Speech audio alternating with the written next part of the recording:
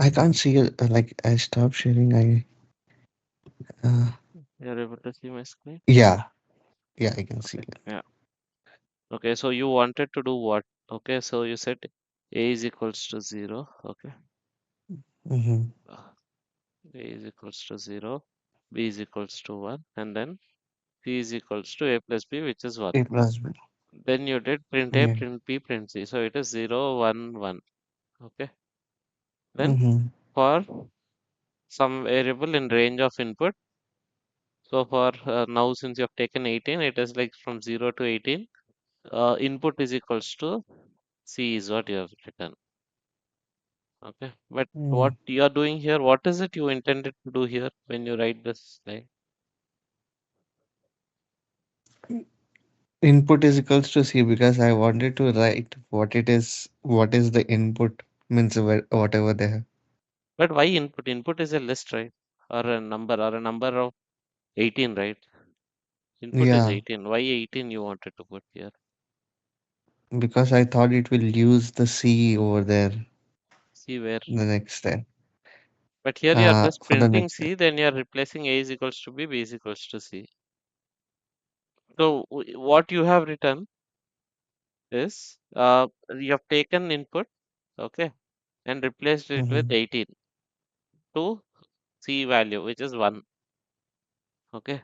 And then you are saying print C, so that will print one more 1 here. So you'll have one more 1 printed here. And then you are saying A is equals to B, which means you are saying A is equals to 1 and B is equals to C, which implies B is equals to 1 because B and C are same value actually. Mm-hmm. So it will keep printing this C until it completes that 18. So it will keep printing 1, 1, 1 like this. Mm-hmm. So what what was your logic of writing? I mean, what did you want to write and you written this? Like I thought it will add the different numbers, so it But should you be C did not plus tell one it to or. add it, right? Mm-hmm. So if you had used, okay, first thing is you don't need to give this number here anyways. Let me, there's some background today from my end. Okay, so first thing is this line is not needed because what is this line accomplishing? I don't see anything accomplished here. Okay. Mm-hmm. Then this A plus B, C is equals to A plus B, you have to write within the loop actually. So this should come inside. Okay. Then what it will Mm-hmm. be? It will be C is equals to A plus B will be added every time. Then you are replacing A with B and B with C. Then it will work to some extent. So let's see how it works out if we do that change. Okay. Mm-hmm. Let me go to VS Code and then type in your solution as is right now. Okay. Just let me type Mm-hmm. in. Give me 1 second. Yeah. Fab of input is A is equals to, okay. So this is Python and this is um okay. um, okay, now A is equals to 0, B is equals to 1, C is equals to A plus uh, B, A plus B, and then print A, print B, and print C, and then you're writing for fib in range of input. Input is equals to C, uh, print C, A is equals to B, comma, okay, no need of comma, B is equals to C, okay. This is what you have written. So Mm-hmm. let's look at it in detail. So what I'm saying is, should be increase editor font size. It should be, yep, okay. So what I'm saying is, this Mm-hmm. line itself is Mm-hmm. not needed here. So we'll remove this line, okay. Then this Mm-hmm. line should be within this here. Okay, so here this print will Mhm. not be needed. Okay, if you do this, what will be the Mhm. output? Okay, so okay, before I do that, I'll see what is the output for yours. Mm, So what you wanted to write was fib uh, of, let's say 10. Okay, you run this. Okay, fine. Give me 1 second. Okay.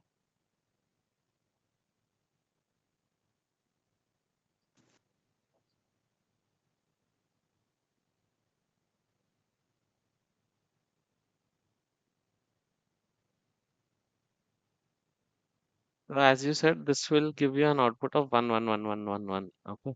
So what I am Yeah, saying should be 0. changed is this line should go inside. Okay. And then intend inside. Then you don't need this line. And this line also you don't need. Okay. Why is this stuff?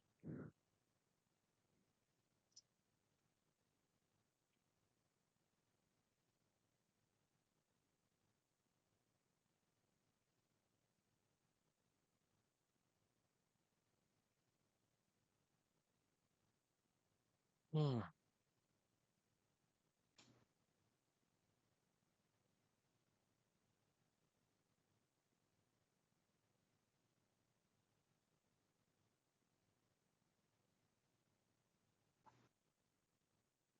So here what will happen is we'll just go through what will happen when Mm. C is so first what you'll do is inside this first time you'll add 0 plus 1. Okay, then C will be 1. Mhm. You'll print C, then you'll replace values here. Okay, and then what you'll do the next time when you run C will be 1 plus 1, which will be 2. So it'll print 2, then you'll replace here, then it'll be 2 plus 1, which will be 3. So you'll have that increment going on. Okay, Mhm. so okay, it's not running here. So while it opens up there, let me try running it here. Running right. Okay. So as you said, it is 0 1 1 1. If we do the changes that I suggested, okay, Mhm. and if I run it here, in terminal you can see now it has 0 1 1. 1 plus 1 is 2, 1 plus 2 is 3, 1 2 plus 3 is 5, 3 plus 5 is 8, 8 5 plus 8 is 13, 8 plus 13 is 21. So you are going exactly as we wanted to. Okay. Mhm. So you almost there, only you are not able to bring this inside. So that could be because you wanted to add, but it was not adding within this. So you are assuming that it'll add. So ensure when Mhm. you read something, you know what exactly it is doing. Okay, and Mhm. where is it doing it? So importantly. Okay, Mhm. so see again the same output you are getting. So instead of this, maybe let me just put all three of them. Let me just. Oh,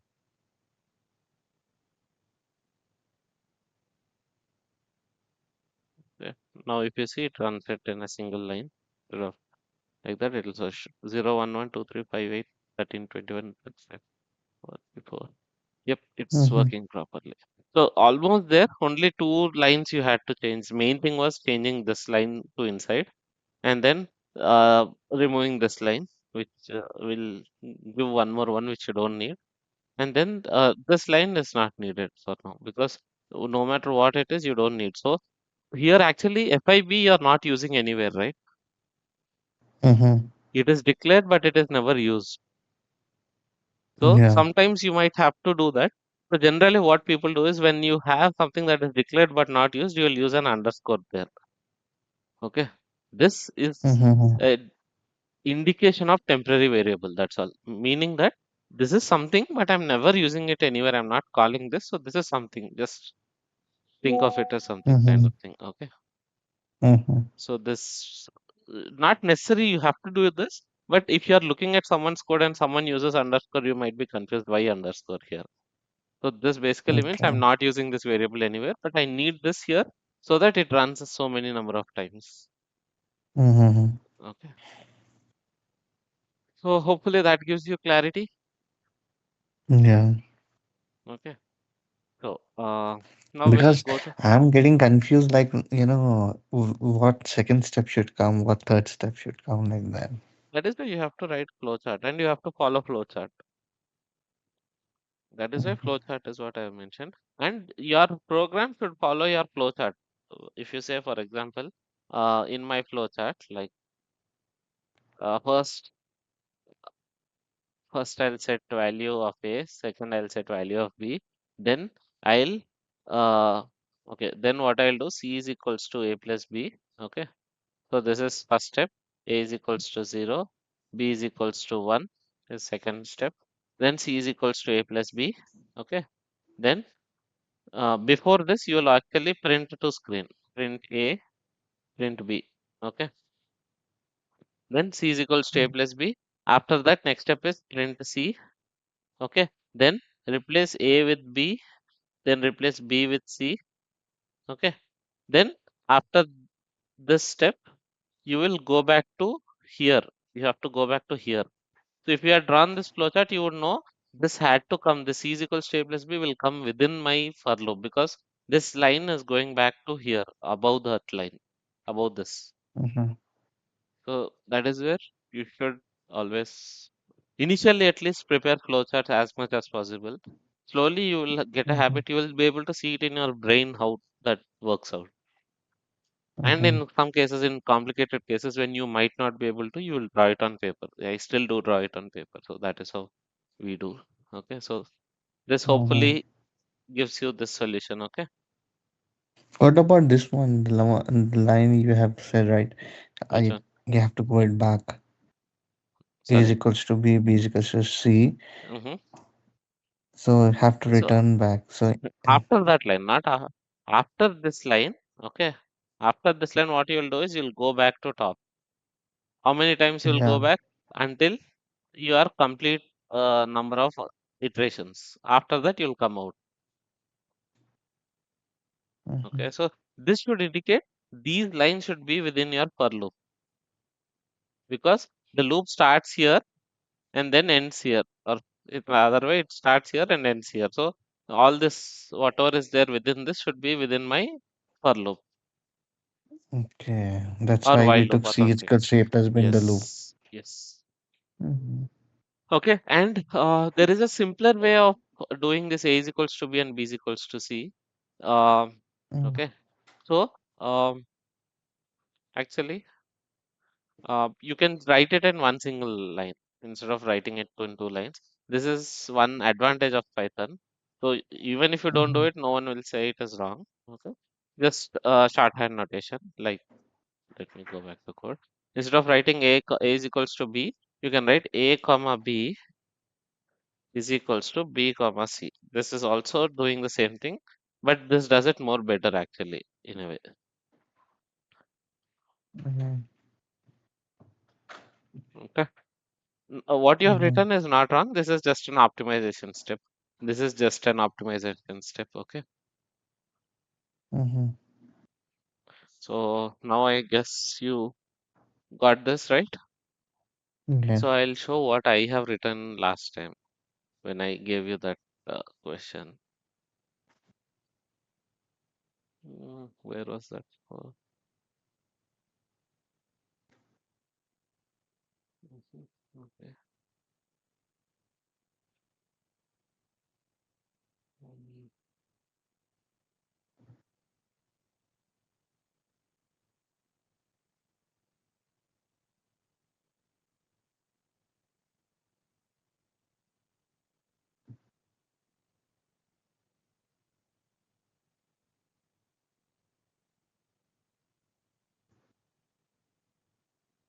yeah, I have written. See, this is what I have written that day. So first, instead of writing it A, B, I'll just give two values in a list. Okay. And if you ask Mhm. more than two numbers here, okay, then I'll return. Mhm. I've written again a list comprehension here. Okay. I'll say take the last two elements of a list and add them and put it in. As I said, I'll use an underscore here to say until how many numbers you want. Mm. Okay. So this is like a very simple way of writing. It looks simple to me because I have been using this kind of notation. It might look much complicated to you to use this notation now. So over Yeah. time, for you, this will be the goal, but not immediately. Okay, what you have written is not wrong. It's very good, exactly good. But try using Mhm. data structures as much as possible. Because why you want to Mhm. give two variables A and B and then all that? You can already use it, right? Because how I have written is I've used the concepts of, sorry, give me one second. Okay. I've used the concept of list. First, what I said is,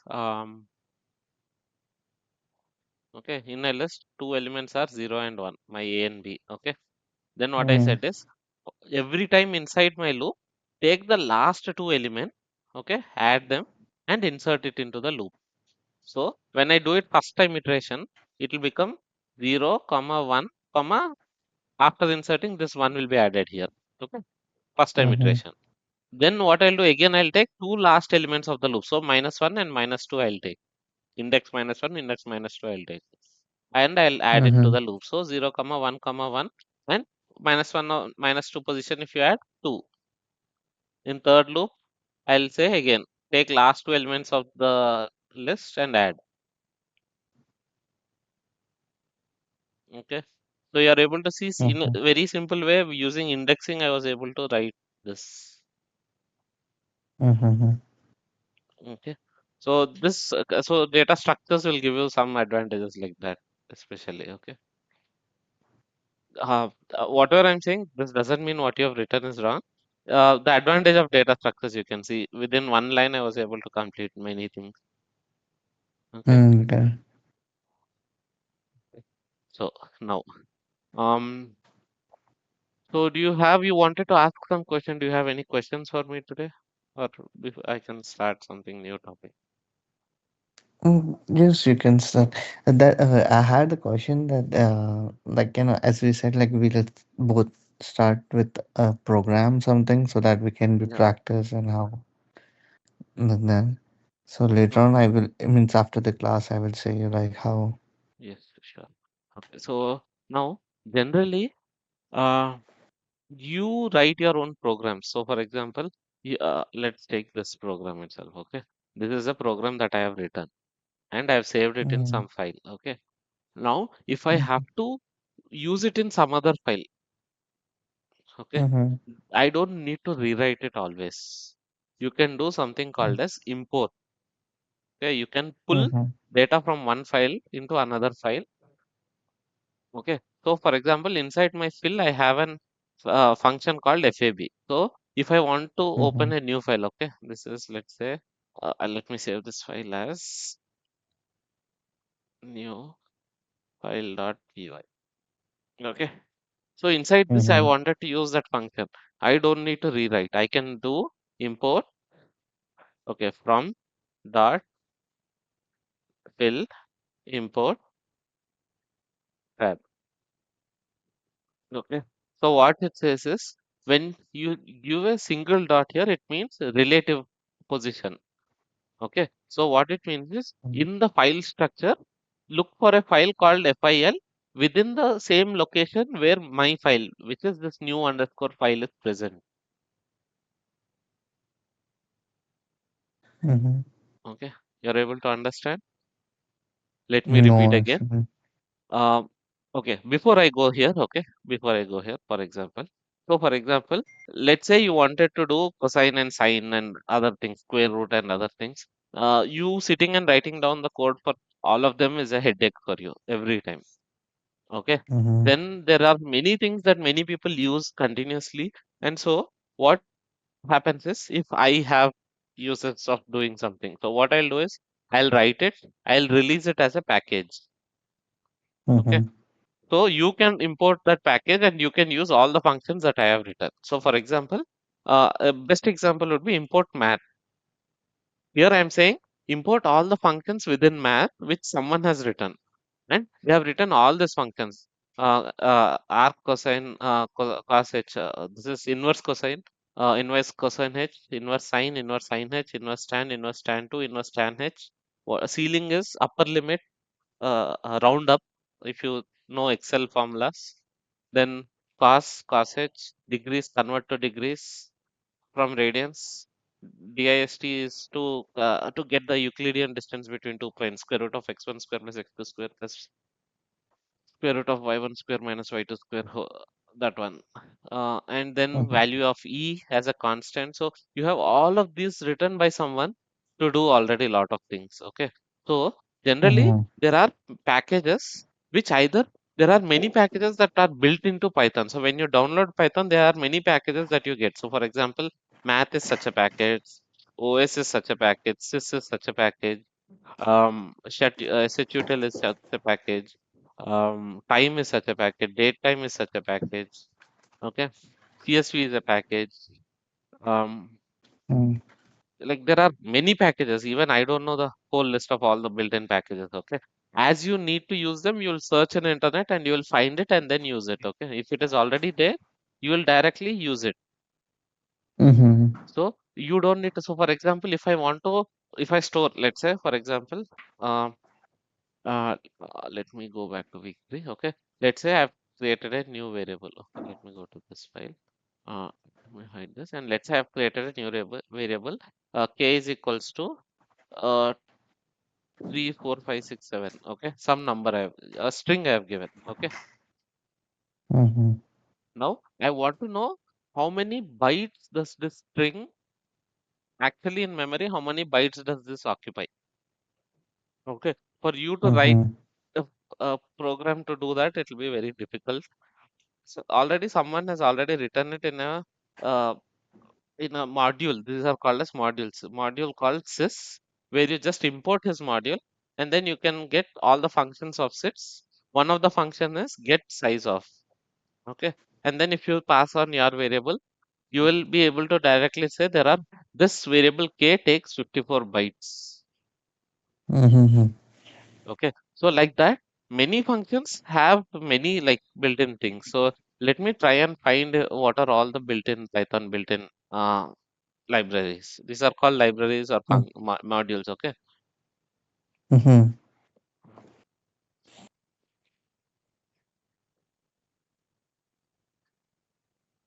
so you can see these are all built-in functions, built-in type, built-in extension. This is actually the Python site. Okay, the Python documentation site. In here, you can go and search for modules. If you search, there are like different modules. You can see so many modules you will get directly when you install Python. Mhm. Okay, each will do. So, for example, zip file will help you open zip files within Python. Okay, for Mhm. example, XML will help you work on .xml files within Python. For example, Mhm. URL lib will help you open URLs within Python. Okay, then there is something called as typing, and then threading will help you do parallelism in Python. Then you have uh, sys, as I said, will give you some specific sys related things in Python, system related. Then you have SQLite, which is a database built into Python directly. Okay, a small database if you want to use without using an external database like Postgres or something, you can use this database that is built into Python.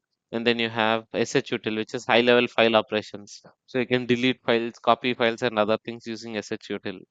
Okay, Mhm. and then you have many things, lot of things. Even I don't know half of these things. Then you have pprint, which will give you some very good printing. Instead of simple print, if you use pprint, it will give you nice printing. Then you have pathlib, for example, which will help you give all the file paths easily in a better way. Okay, Mhm. and like this you will generally, when you have a need of finding something, you'll try to search on internet first. Okay, it will either Mhm. give you a module that is already there, or generally, if it is, these are all called built-in modules. Okay, these come with Python, but there are some user-created modules as well. So, for example, if I want to share my module. I have created a module to, for example, calculate the position of something in uh, like what is it? Let me give a good example of a module. Huh. So, for example, there is a module called manim. Okay, this was created by a YouTuber called Three Blue One Brown. Okay, so what he does is Mm-hmm. he'll do visualizations for maths videos. Okay, so he created Mm-hmm. a module that will help him do all that visualization, and he open sourced it and he saved it in this site PYPI it is called pypi.org. So this anyone I can download, I can use this, and I can create my own things using this. Like that, if you see, there are almost if I go back one level, you can see there are almost 587057 projects here. Mm-hmm. Okay, all your PyTorch, TensorFlow, other things will generally be saved in this thing. NumPy, Pandas, Beautiful Soup, Selenium. Okay, so if you want to, for example, parse all HTML files, there is a library called Beautiful Soup. Okay, you can download that.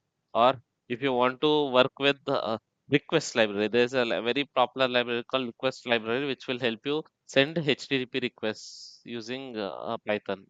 Okay, so you can directly go to a site using this request library. So everything is already written by someone. If you actually want to, you can go to the source code of it.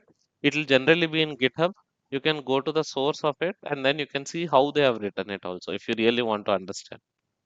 Okay, so the entire code will be visible to you. Hello. Yeah, yeah. So that is the biggest advantage of Python. The community of Python is very good. And anything that you want to do, already someone might have done a package for it. Or if not, you might do a package and put it there. Okay. There are very rare Mm-hmm. cases when you need to do your own package, but it will be there. If you really look at a very hard problem, a different problem which no one has thought about, you can come up with a package for it as well. Okay. So Mm-hmm. in whatever cases, as much as you can, try using packages. Okay. Instead of trying to write your own code. So whatever you want to try, for example, you wanted to work with database, let's say. Okay.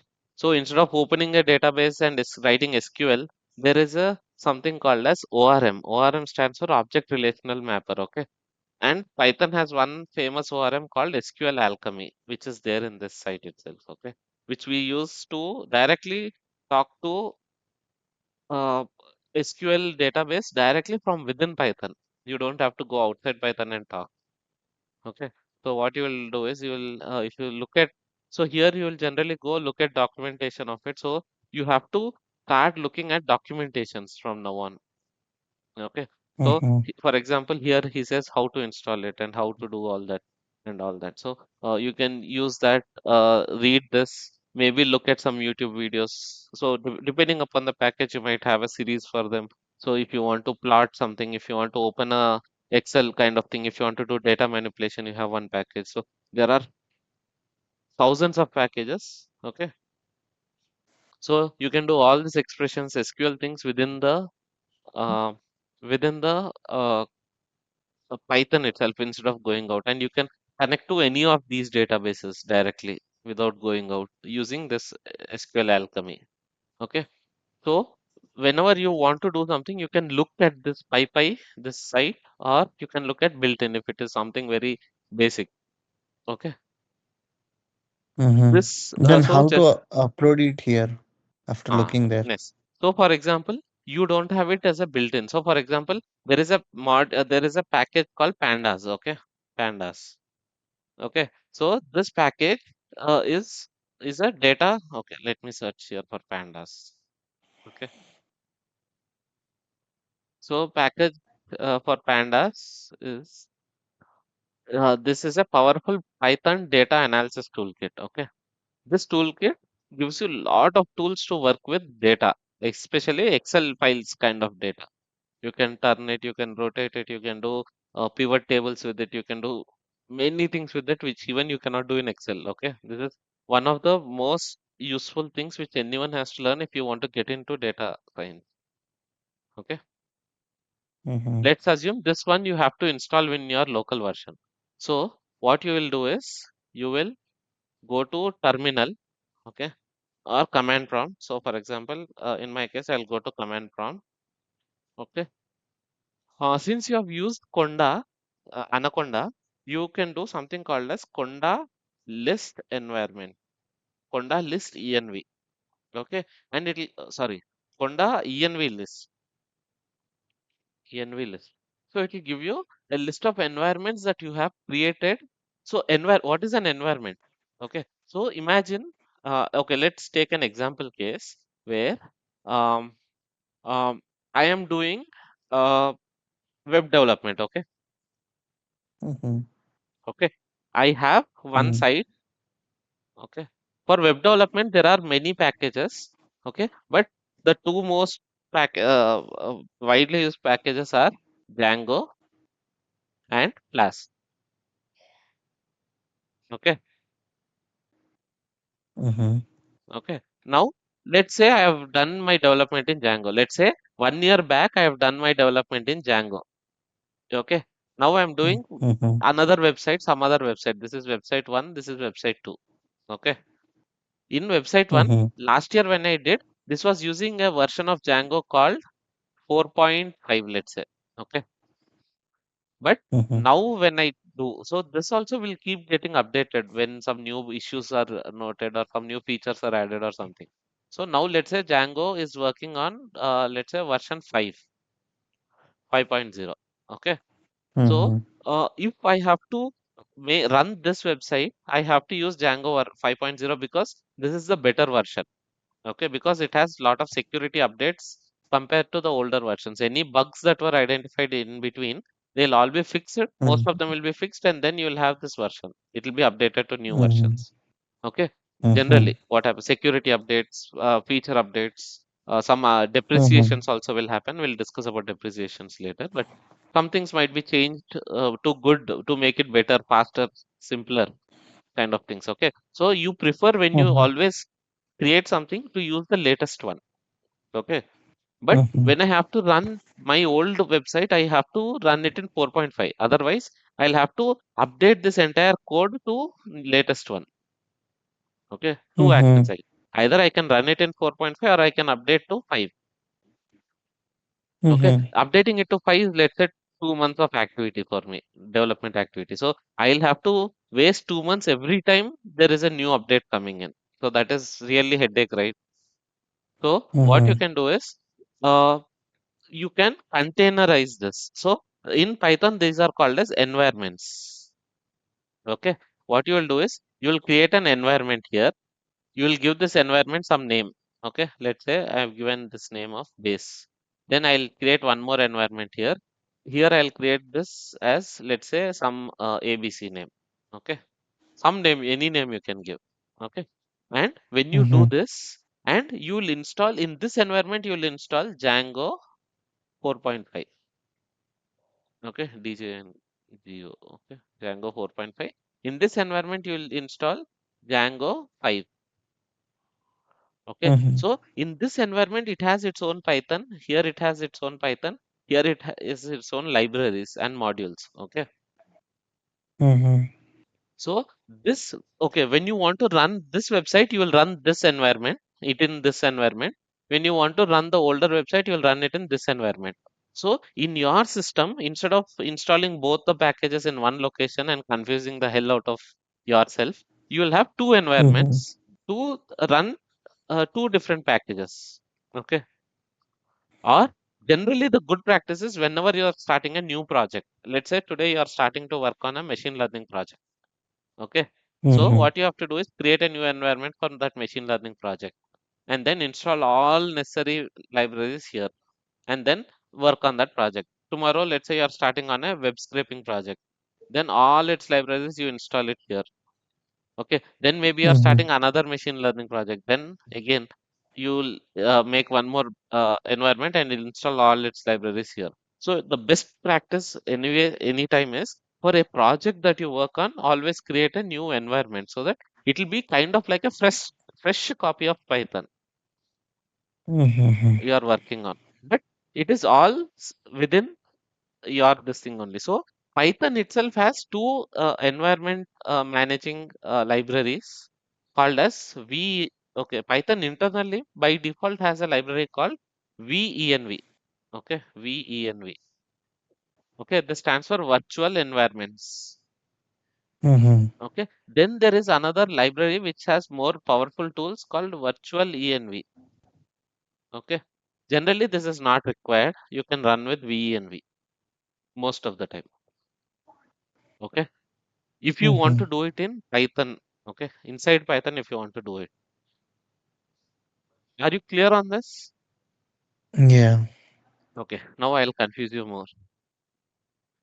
Okay, so Mm-hmm. whatever you are doing it now within Python. So, for example, you installed initially, let's say Python 3.13, which is the current version. Okay, then all of Mm-hmm. this Pythons will be in 3.13 only. Everything will be in 3.13. Mm-hmm. Okay, because this is inside Python. That VNV that I told is inside Python. If you create using Mm-hmm. VNV, it will be within 3.13 because that is the base installation. Mm-hmm. Okay, you can use if you, in your system you also have Python 3.12, then you can use the V in ENV inside this to create its own version. You can do like that also. Okay, its own like 3.12 based versions. But this is much more confusing. The better way to do it is using Anaconda. Okay, so in Mm-hmm. Anaconda, let me just clear my screen.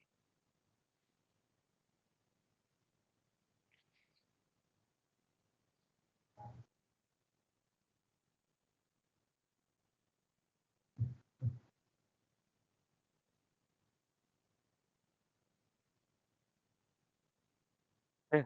Anaconda is almost exactly like I said, Python VNV, but on a much larger scale. Okay. So in Mm-hmm. Anaconda, you will create Conda. The way to create is using Conda is a keyword. Conda dash n. You will name your or sorry, Conda create. Okay. Dash n for giving a name. For example, Py310 is the name I have given. And here you can add one more thing called dash, or you can directly say Python is equals to double equal to 3.10. So what it will do is it will create a environment using Conda. Instead of V in V, it will create using Conda, but it will also select the Python version inside it. So here the Python version is 3.10 in this environment. Mm-hmm. Okay. Tomorrow, if I want Mm-hmm. Python version 3.13, let's say, I can say Conda create dash n something name Python 3.13. So all I have to do is within the same Conda, I can use multiple different Pythons also. So Mm-hmm. Anaconda is kind of giving you that power in that way.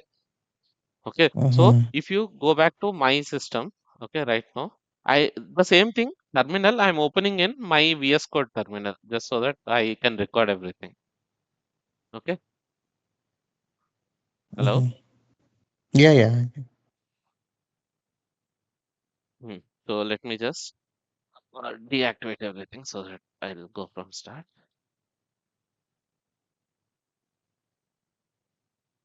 Okay.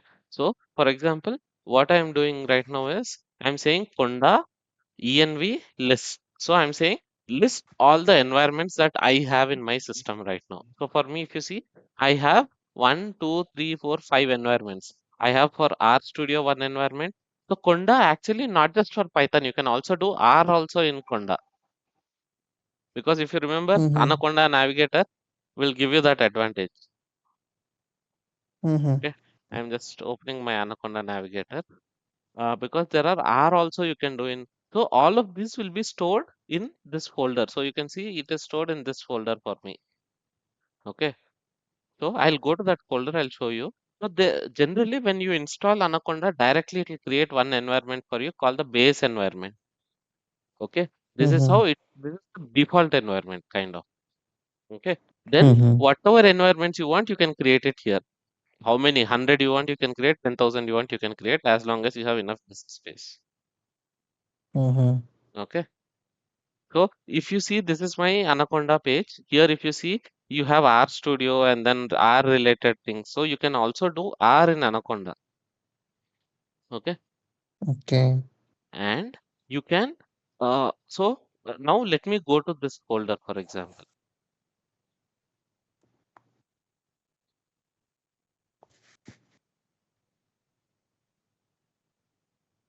Okay. So in this packet, in this environment, if you see all the scripts I have installed, there are multiple. Okay, this is all comments. I think it is there in library.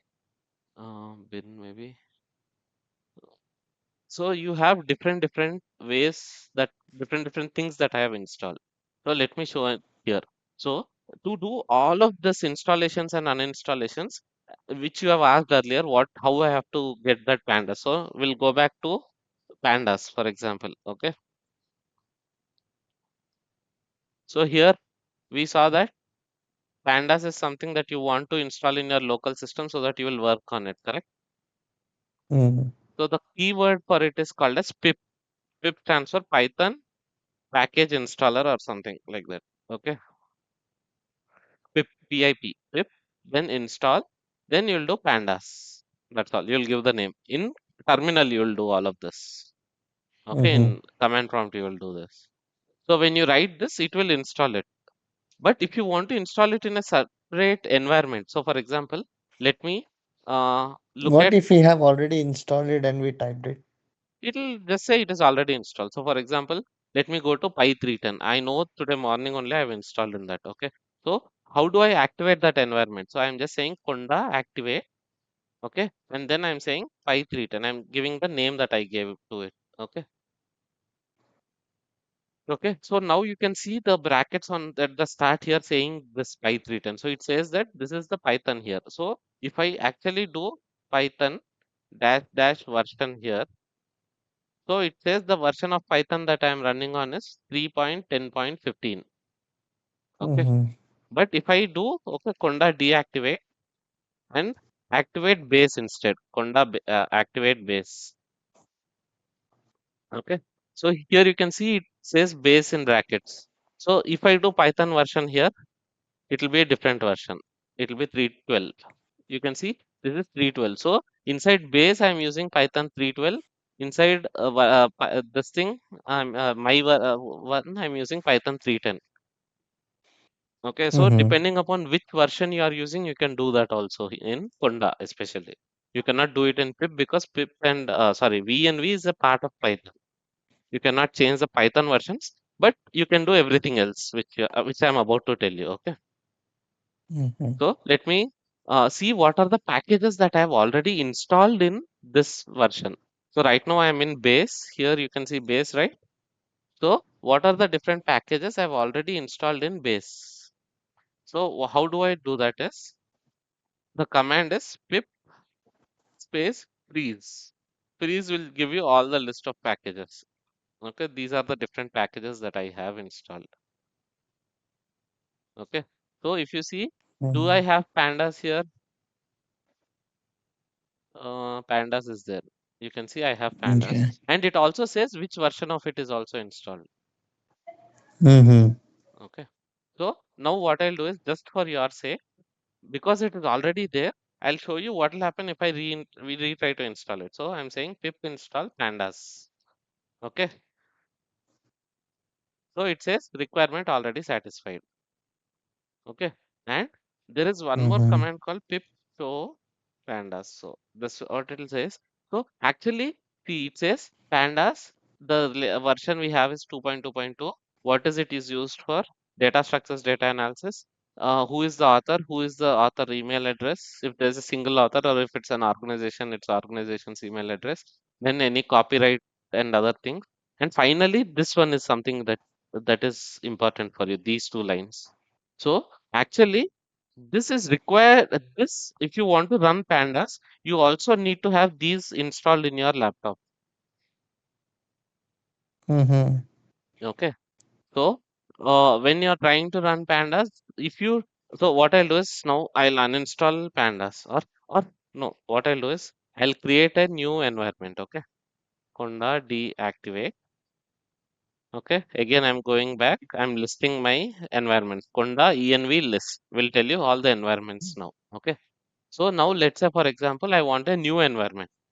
Okay, so I'll say Conda create dash n. Okay, name whatever you want I can Mhm. give. Okay, I'm giving you your name. Okay, Iftekar. Okay, Mhm. then I'm saying Python, use the base version of Python or something else. If I want to use the base version, this is itself the command. I don't need to do anything else. But if I want to use a Mhm. different version, then I can say Python double equal to something Mhm. 3.13, let's say something like that. So right now, let me use the base version of Python. Okay. Also, there is Mhm. one more option called as dash f, which means if you already have all your requirements in a file, okay, in a text file, you can give the text file name here. So for example, I assume that I have all the requirements that this environment needs to have in a file. Like I'll show you Mhm. the file, okay? I'll give you an example. Today morning I downloaded one file. Where is that? Let me go here and then go to my thing. Yeah. Okay, so this is a file that I have created today morning when I was trying to do something.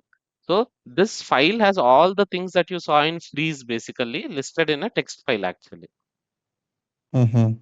Okay, so I can give that file directly, and what it will do is it will load everything within this file in this environment. We can also do that, but I don't want that now, so I'll remove this. Okay, I'm just saying conda create dash n instead of full name. I'm giving IFT. Okay, just so that I can call it easily. Mhm. Okay, when I press enter, it says, okay, I'm doing this. Do you want to proceed? I am creating it at this location. Do you want to proceed? Okay, default is yes, so I'll say yes, and it is creating for me. It has already created. It says to activate, use this command, conda activate IFT. Okay, so I'm using Mhm. that command, conda activate IFT. So now, if you see, I have IFT before my name. Okay, and if Mhm. I just clear screen once and then do pip freeze, you will see some packages default install. Pip is not recognized. Okay, Python dash dash version. What is the Python version? Python is not found. Okay, so conda deactivate, then conda remove dash n IFT. Okay, conda remove dash dash n IFT maybe.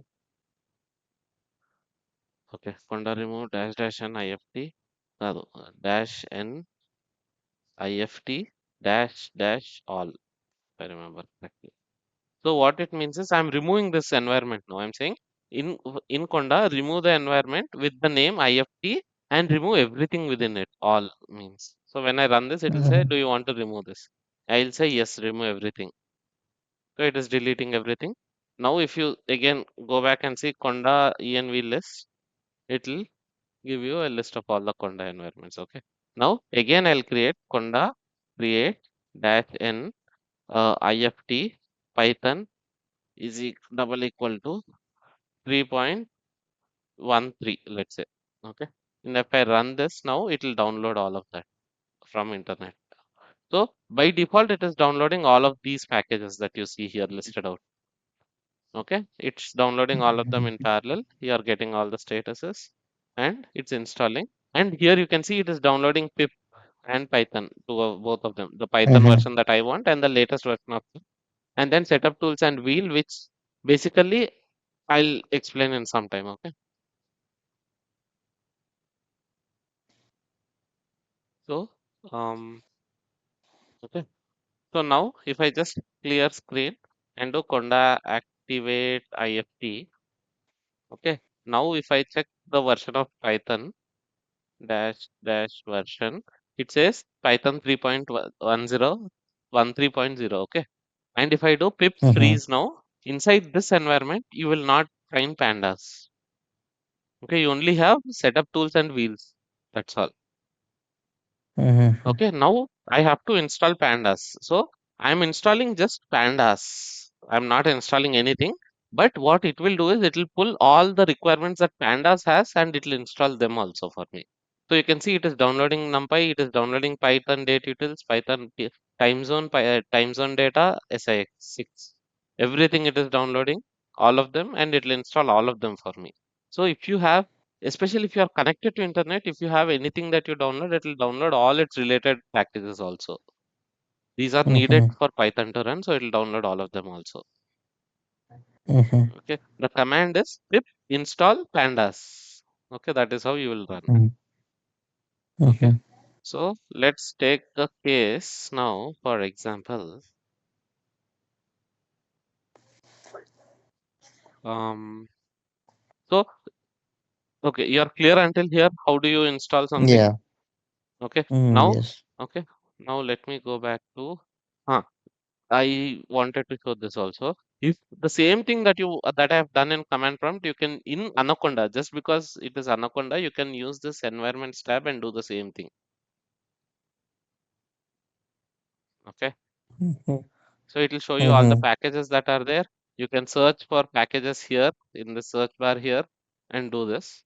This is not preferred. I don't prefer using this because this I would recommend you learn using terminal because in future when you are working, let's say in AWS cloud or GCP cloud, you will not have access to that GUI. You will only have access to terminal. So I would suggest using Mm-hmm. this thing, but if you are confused at any point in time, at least now you can try searching in this what is happening here. Okay. Mm-hmm. So in Anaconda Navigator, you have a tab called environments, which will give you all the environments of yours. So for example, here if I Mm-hmm. go click on IFT, it will show all the packages that were installed for it. Okay, all the packages that were installed for it. It is showing. Mm-hmm. Okay. So hopefully that clarifies most of the things for you. Let's Yeah. go. Let me Conda deactivate. Okay. Then But how to learn these things like Conda deactivate, Conda that like see you even use them? I don't know to create an environment even I don't remember that. So I'll generally search in ChatGPT. Give me the link command to do it. Mm. Right. So I don't think it comes out of practice. As you keep using it, you will remember it. Today morning I created this Python environment, so I remembered it now. That's all. Even I Mm-hmm. don't remember it off the top of my head. Today morning I searched for it, I Mm-hmm. got that. Only thing you need to know is Mm-hmm. you have this conda and other things which basically space means that is a different thing in Python terminal. Okay. Mm-hmm. So for example, if I want to install, for example, pip install numpy space panda space something I give, it'll take pip as one thing, install as a command inside pip, and then numpy is the name, pandas is the name. It'll take like that. So Mm-hmm. if you give space inside command, it takes that as a separator Mm-hmm. in terminal. So you have to remember that, and other than that, it's simple. And it's basically search in internet. Even I don't know all the things. So Conda env So we need list. to search like terminal commands. No, you can just search how do I list the all the environments in my Conda. You can search, it will tell you. Or you can say how do I create a new environment in Conda, it will tell you. So that is how even I Mm-hmm. search. So Conda dash remove, nahi, Conda remove dash n IFT, okay, dash dash all. Mm-hmm. It will remove everything. So even I don't think anyone remembers and knows everything in everything. Okay, as you keep using Mm-hmm. it, you will remember it. That is the only way. Mm-hmm. And as I frankly said, I don't remember until today morning. Today morning I was doing something I remembered because I was installing. Maybe tomorrow I'll Mm-hmm. forget that again. Okay. So, Mm-hmm. so for example, here in Jupyter Notebook, in VS Code, if you want to change the environments, you can use this here on top right. You can say select another kernel, here Python environments, and you can do it here. Different environments that is available, it will show. Mm-hmm. Okay, you can do it here or there or wherever. Or if Environment is nothing like a versions, you mean, right? environment is not like versions, it is like different packages. Like it is different. Imagine you have 4 or 5 isolated packages where everything you do in this package does not affect anything in the other package. Mm-hmm. Okay. So it's a sandbox kind of thing. So in this, I can install whatever I want. So for example, when I'm running in Py 310, I can do whatever I want installation in this, and it will not affect Mm-hmm. the other packages. Like base will not be affected because I install something here. Okay. Best example, base can have a pandas version of 1.5. Python, my this version can have a version of, let's say, 2.2, which is the current version. So I can use that to do that. And generally, as I said, when you start a new project, it is preferred to do a new environment for that project, because uh, what will happen is when you are doing it in your laptop, it's good, well and good. But let's say tomorrow you have to send it to someone. Let's say you have to Mm-hmm. send it to me. When I want to run Mm-hmm. your code, I have to install all the packages that your code need. Okay. So Mm-hmm. what you will do is when you sorry, let me just go back. Okay, I didn't tell this command, so let me just tell that also. So let's say I'm going Conda activate Py 310. This is my environment that I created. Okay, I'm running inside this. So I have to give this to you. So I'll say pip freeze, and then I'll give the greater than symbol, and then I'll give the file name, my file name dot text. Okay. If I do this at this folder, week 2 folder, it will save a file called new whatever my file name dot text. If I open this, you can see everything coming inside. All the packages that are there in this coming here. So what you will do is your environment for that is necessary for me to run, you will freeze it, and then you'll include this within that package, and I'll use that, and I'll install all the things that you have used when you're creating, so that I can run the same thing. Confusing, clear? Yeah. See, basically, you are using some version of Python, some version of some package, and some version of some package and running it. Okay. Mm-hmm. If you send the file to me, generally, if you send, for example, this is the file, let's say. Okay. If you send this file to me directly, if I run it, it will say, this is missing, that is not correct, this is not correct, or it will throw some errors to me. Okay. So what Mm-hmm. you will do is along with this file, you'll send something called as a requirements.txt file. Okay. You can give any name as I give here, my file name, any name you can give. The general thing is people will give requirements.txt. Mm-hmm. Okay. So what I will do is before I run it, I'll create a new environment in my laptop. I'll say pip install. If I'm using pip to install, pip install dash r, and then I'll say whatever all the file name I'll say whatever file name. So for example, this is my file name dot text. Okay, so it will install everything from within this file in my environment. Okay, so now my environment is exactly matching your environment, Mm-hmm. correct? Yeah. So ideally, your code should now run in my environment, in my laptop also. Mm-hmm. Okay, you can understand. So, for example, I am a QA person, you are a developer person. You developed using Django version 4.5. If I test using Django version 5, I'll say you are doing something wrong. Okay, so I have to Mm-hmm. test using the version you have used to develop, right? So Mm-hmm. the way to do that is to share your files with me. But if you do everything, so for example, you are working on 5 projects, all 5 project related libraries you are sharing in one simple environment, base environment, for example. Okay, you Mm-hmm. can do that. It's not wrong to do that. But what will happen is whenever you send it to me, for example, I'm working on project one of yours. When you send the freeze thing to me, you will send everything to me, all like 600 packages that are required for all 4 or 5 of your projects, which I don't want. I need only maybe 100 of those packages. Mm-hmm. So I am bloating my space. Also, if you create this entire thing into a package, you're bloating the package space also. Okay.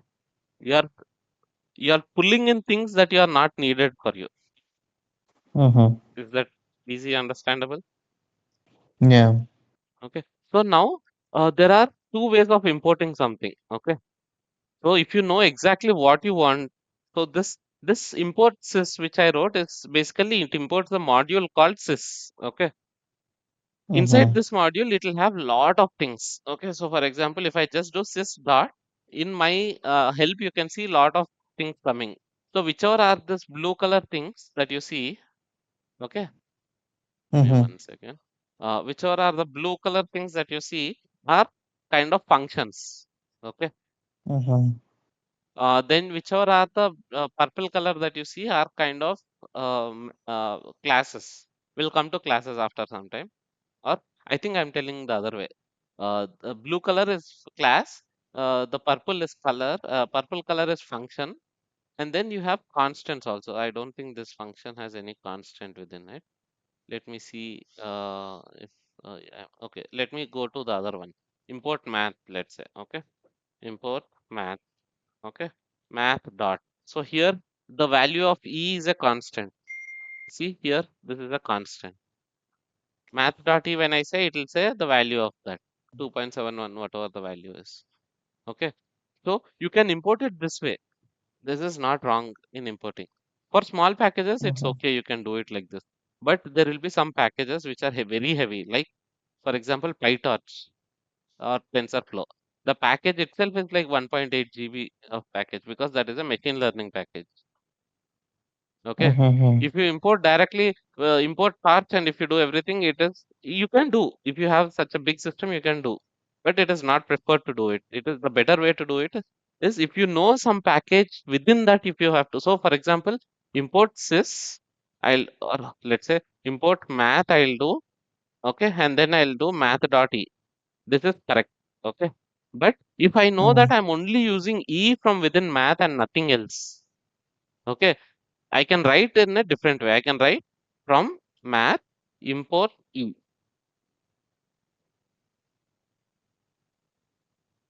Mm-hmm. Okay. And if I run, it will give that value exactly. So, but the way I call it will be different. Since you have imported math completely here, you are telling go to math, inside math, get e for me. Okay. Mm-hmm. But here you are importing from math, import e only. So you are directly calling e here. Mm-hmm. Okay. So again, another example, import math, math.e. Okay. Then for example, you can also do print math or let me write in a different box. Okay. You can do um math dot cos. Okay. And let's say Mm-hmm. cos of 3.141 is 0 almost -1. Okay. Cos of 360 in radians. This value is pi, value of pi in radians. Okay. Math of cos of this thing. You can do this, it will give you. But if I do cos here, it will not be able to identify because it doesn't know what cos is because you did not import it. So for here, I have to import that also specifically. Okay. Are you getting confused? Clear confusion? Instead of this cost e, we can't use just import cost Which one? from math import e comma cost you wrote, right? Yes, yes. We can just write cost import cost. No. Cos is a function within a file. Okay. So how it Yeah, I works mean is, from math okay, import I'll cost. explain what it can do. Why it okay, I'll open my some of my other files. Okay, let me open, let's say this one. Okay, don't look at what is this, why is this, and all that. Okay, it will confuse you. Mhm. So, for example, um, this file maybe not this one. This one maybe no. This is clearly empty. This is also empty. Okay. Let me do this. Okay. So here in this file I have written, okay, don't look at what is this at the rate and all that. That those are like generators. We'll come to that later. Okay. Mhm. Okay. Here I have imported some packages that I want. Okay. Mhm. Then I have given some variable name. Then I have called something. Then something something. But in this file I have one, two, three, four functions I have. Mhm. Okay. So if I want to call those four functions, I cannot directly say import generate feed I wrote, right? You cannot say like this because those are within a file. Okay, you have to tell import that file name. The file name for that was class. In my case, this is not a good naming actually because this package name and this name is matching. It shouldn't be. Let me change this something. Okay, let me change this to something. So what I have to do is import dot something. Okay, from something import. Oh, sorry. Okay, I have to do import something. Then next line I can write something dot generate feed. This will work. Okay. Hello. Yeah. So this will work because Mm, I hope you are able to understand why this will work. no. Okay. So how do I explain this easily? Okay. Before I explain this, do you know what is called as a path variable? No. Okay. In your system, there is something called as environment variables. Okay. In every system, it will be there. Okay. Even in Mac also it will be there. In of all that, one of the most important variable is called as path. This is the variable path. Okay. So if you see Mm-hmm. for me, my path variable has so many values inside it. It's a list of values. Okay. These are all the values inside it. So what it will do is, so for example, like what I'll like give you an example. If I go to terminal, Mm-hmm. okay, my command prompt, okay, let me open a command prompt here and make the screen big. So if I want to write, for example, here, okay, let me conda deactivate. Okay, so what will happen is if I write conda here, what it will do? What it will do is it will try to find a file called conda.exe in all the locations that are specified in path. Okay, are you understanding that? Mm-hmm. Mm-hmm. Let me try Conda. open or anything. Even if you type Python here, not just conda, even if you type Python here, for example, it will try to, what it will try to do is, let me open that environment variables once again. Okay. Uh, okay. In my case, what it will do is it will come to path here first and it will say, okay, let me go to this folder. Okay. Java path. In this, do I have a Mm-hmm. file called python.exe? It will search. No, it is not there. Okay. Then it will go to this one. Do I have a file called python.exe? No, no, no, no, no, no, no, no. It will keep going until it finds it. Or if it runs out of this entire thing and still it is not able to find, then it will say, I don't know what you are talking about. Mm-hmm. Okay. So this path kind of is kind of like a registration of the commands. So what happens when I write conda, it will go to search until it from the starting, it will search until this point. But if you go to this folder, so anaconda 3 conda bin. Okay, let me take this path, copy it. Okay. Inside this, if I Mm-hmm. go, okay, if I open up, if I open this folder, you can see there is a file called conda.bat. Mm-hmm. Okay, so this is the one that gets called when I write that conda, or even when I write conda activate, this is the one that gets called. Okay, Mm-hmm. or when I write conda deactivate, this is the one that gets called. So it will search every folder of this until it meets that uh, file name, or if it is not able to find, it will say, I don't know what you're talking about. Okay, Mm-hmm. so this is how Okay. a command prompt works. It will search in path in a variable called as path. Mm-hmm. Okay. So what you do is generally, okay, let me now show. So whatever I've shown you here in GUI format, okay, same thing you can see here in a text format in the same order also. Exactly.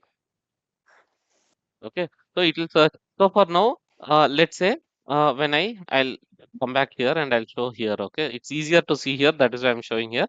But both are exactly the Mm-hmm. same thing. Okay, here when I type Python, it will search from start until it touches Python. When will it touch Python? It will touch Python. Where is this? Python, Python, Python, Python, Python, Python. I'm unable to see it here. Is there anything else here? Mm-hmm. Program files, program files, etc. So it's not showing here, but I can show you here. See here, you have this Python, this location. See at app data, local Mm-hmm. programs, Python, Python 311. So it'll see in this folder. So if you see this folder, okay, let Mm-hmm. us go to this folder. Okay, let me copy this, go to this folder and open. So I'm unable to open that. Okay, I might have deleted this, that so it's not able to open. Okay, so basically, if you go to the Python folder, it will be able to see the Python values exactly within that. Okay, so let me go to the environment folder. Okay, so let me go to C, users, DM frame, and Conda. There is Conda, and then environments, and then Python 310. So here you have something called as here. If you see, there is a file called Python. So when you Yes. activate this environment, it will only search within this first. It will search this folder Mm-hmm. first, then it will search other folders. Okay, that is the Mm-hmm. only difference. So because it finds this first, it will come to this version instead of other versions. So if you go to other file like base or whatever it is, comfy, here also you have a different version of Python, whatever the Python is. Okay. Mm-hmm. So every environment has a separate copy of it. It is not a same thing. It's copied to a separate location. So that is where one thing, if you change also, it will not affect the other thing, environment. Okay. Mm-hmm. This Mm-hmm. part you are clear. So Yeah. okay, let me go back to path just to show one more point, which is see, before it searches in this folder, it searches in a subfolder of this. So if you can see here, it searches in a folder, and then inside that there's something called as scripts. It will search in this folder. What that folder is if I go to that folder now directly, inside this also you have folder called scripts. This scripts will have all the packages that you have installed. Mm-hmm. Okay, like Jupyter I have installed, so Jupyter are stored here. Okay, and other things I have installed, so those things will be stored here. Like wheel was installed, so wheel will be stored here. Okay, and the Mm-hmm. anything necessary of details of this will be stored in the other folders, which we don't need to know because like like okay. But scripts is the so any package that you install will be stored in scripts folder. Okay, and this is Yeah. the path variable. So when I am doing now, why I explained all this is when I am doing, let's say, import pandas, okay, what it will do is it will search in that script folder if there's something called as pandas, okay. If it is Mm-hmm. able to find in that folder, that means it will import from that folder directly, okay. Mm-hmm. Does it? That is how this works. Mm-hmm. But if you see inside this path variable, okay, we don't have the folder that we are working in. So this is the folder that I'm working in, the folder called week 2. This folder is not listed Mm-hmm. in that path variable. Okay. So if you want to call a file which is not there in that folder, okay. So basically when you say import pandas, I'm calling a file basically. This you are clear, right? Mm-hmm. Yeah. Where is that file in? It is in one of the path Path. variables. Okay. Mm-hmm. Imagine if I want to call a file, for example, the new file has a function, okay, or let's say the fil file, which is this file has a function, okay, called fab, okay, and I want to pull that function inside this file of mine, Mm-hmm. okay. So how do I pull information from other files into this file? Using the import keyword. I'll say Mm-hmm. import fill dot that function name, okay, but it will not be able to find because what it will do is it will search in all those 10 folders or whatever 11 folders in path. There it is not there. So before this, I'll give something called as a dot. When I say dot, it means search within the folder in which my file is, this file is saved. So this file, new.py file, is saved in some folder. Mhm. Okay. Search Mhm. in that folder is what I'm saying directly. Mhm. Mhm. So in that folder, you have what files? So you have file, which is there here. Then you have function check run, which is there here. Okay. Then you have new file, which is this new file.py. Then you have week to access. This is week to access.py. Only .py files are listed out here if you see. Okay. So I'm saying Mhm. when you add a dot, it is called as a relative import because it is relative to the position of your file. Mhm. Okay. It's not a standard import, it's a relative import. So when I say dot Mhm. fil, it says, okay, now I know where the file is. Inside this file, go to what? Inside this file, there is something called as fab. Import that. Okay. Clear? Mhm. So, Yeah. so imagine inside this, I have one more function called define, let's say Fibonacci only we have. Okay. I'm just writing return. So if I want this function to be used in that file, I'll have to say from from dot fil import fab comma. Okay, you can directly see after I type it gives me options. You have two functions in it which you can import here. Mm. Okay, Yeah. Fibonacci and fab. So if you have, let's say, 100 functions, you can import any of those 100 or all of those 100. If you want to import everything, what you will say is directly uh, Input from file. dot import file. But since it is relative, you can also do something called as from dot fill import star. Star means import everything, wildcard. Mhm. This also works. Okay, you can do it this way, or you can do a particular import. Importing like this is not preferred because imagine that file has, let's say, 10,000 functions. Okay, if you import everything, when you are running this file, it will load all of those functions into memory and then it will run. Mhm. Okay, so you are loading all unnecessary functions also into your memory. So it is preferred to do it what you want at any time. Mm. Okay, especially okay, Python, if you don't do it also, it will not matter too much for small functions. If you go to machine learning and other bigger packages, it might be an issue. A. B. Mhm. If you do similar concept is there in JavaScript and other things. So where there is web-based things, so where you have to have the size of the package in your web will be defining how much time it takes for the web page to load. In those cases, it is preferred not to do that because your page will load slowly because of that importing unnecessary packages. Mhm. Okay, especially there you can see the difference. Here, not much difference in small packages unless you go for a very big package which has very high number of parts. Mhm. Okay, you're clear until here? Okay. Yeah. Clear? Yes. Okay, so now let me take another case. Okay, this fab exactly I'll copy and paste it in another file. Okay, but here I'll change the functionality. Okay, only thing I'm saying print this is from the file function run check. Okay, same name in two different files. Mhm. Okay, so now when I import, let's say I need both the files actually. So if I do from dot fill import star and from dot function check run check import star, I'll and if I want to run fab, what will happen? It will be a conflict. Which one it will take? Mm. In this case, it is taking Yeah. the one from dot fill.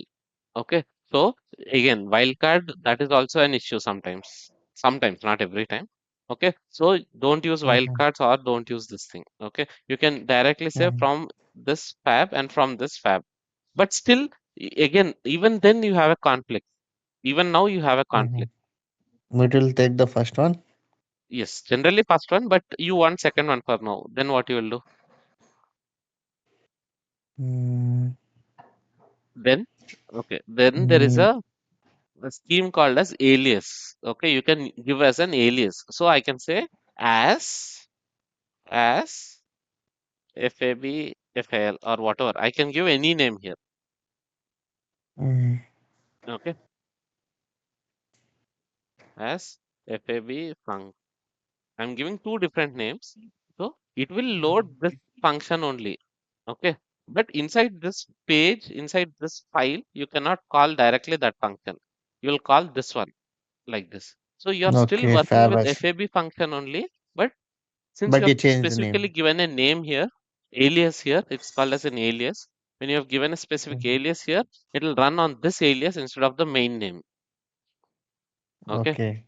So there are cases when many people by definition not definition in Python there are many things where many people agree on the same kind of things. Okay, like for Mm-hmm. example, when I want to load pandas library, almost always people who load pandas will load it as like this.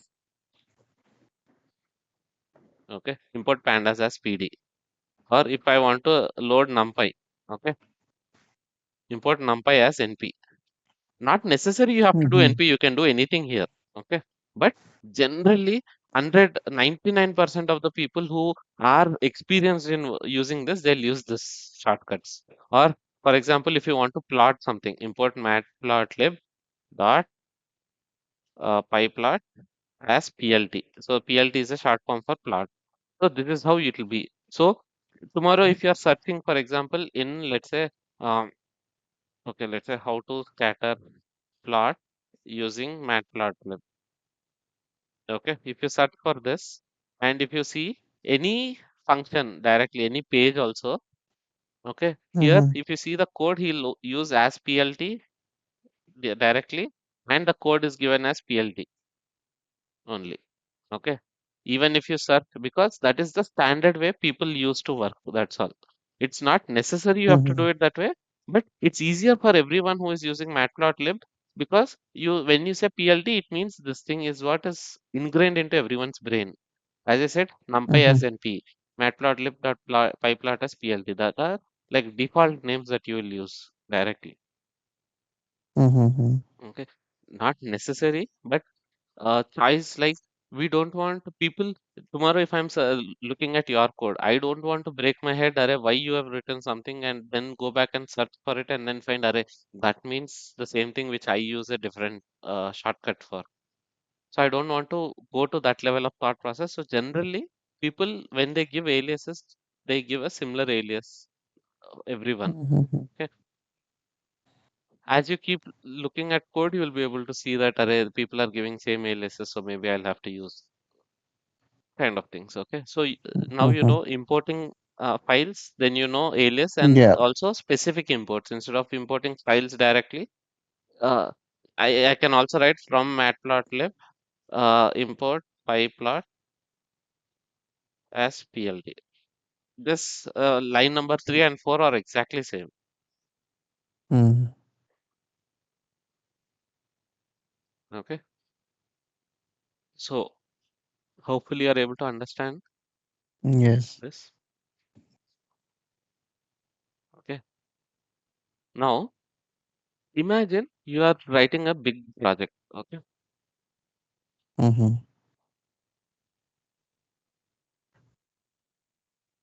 you have file 1, okay, file 2, file 3, all Python files, .py files, okay? I'm not writing that Mm-hmm. extension, .py file.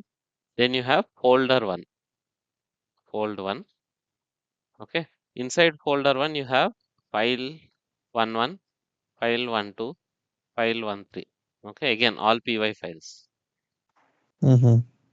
okay? And now let's say you are Mm-hmm. writing in, let's say, folder 2. Here you are writing Mm-hmm. something like file 2 1, okay? Now, inside this file 1 1, there is a function called ABC that I want to use inside this one. Mm-hmm. Okay. Here, if I write it from dot, it will search in this folder. It will say nothing is there here. What should I do? Okay. Mhm. So there is one more way of doing it. What you will do is, instead of single dot, if you give double dot, it will go one level back and search.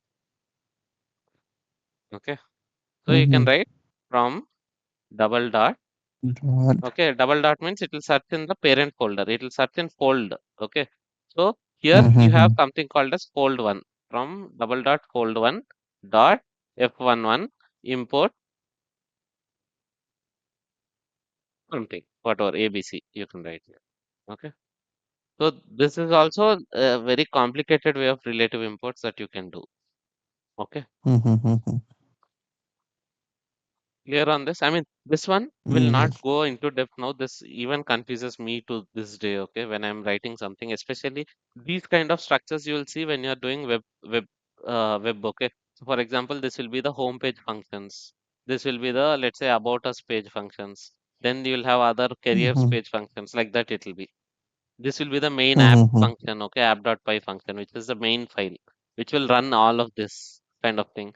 Then you'll have another file called utils function. Then you'll have another folder called logs function, where you'll log all log related utilities will be there. All utils will be there. Mhm. Then you'll have some folder called mails, where if you want to send mails to user, you'll Mhm. have different files in that.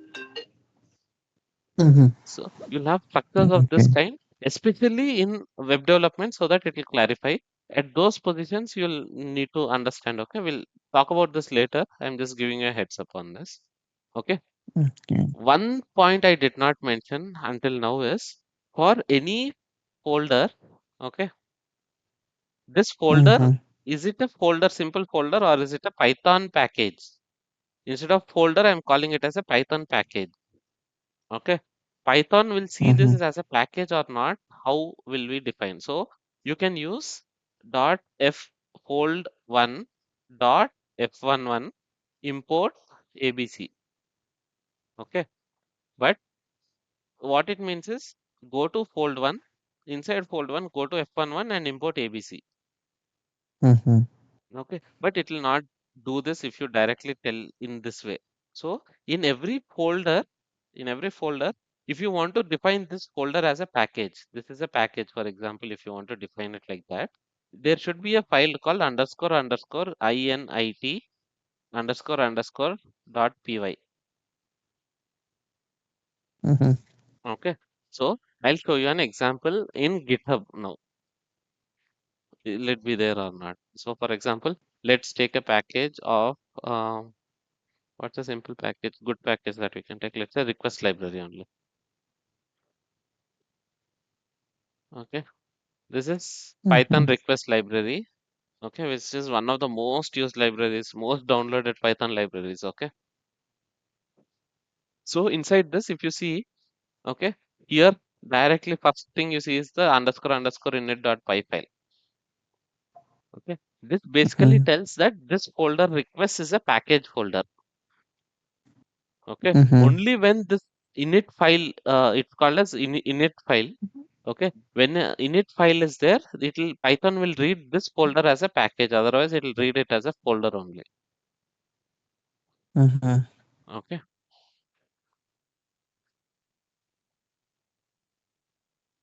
So generally, when you create a package, when you want to create a package, so for example, let me show my other project.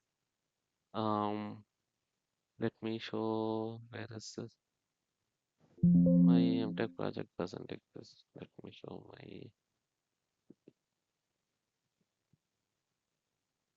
this one I didn't do it until now. I didn't go to, so see, here I have added a folder file called init, empty file, nothing there inside it. Okay. Mhm.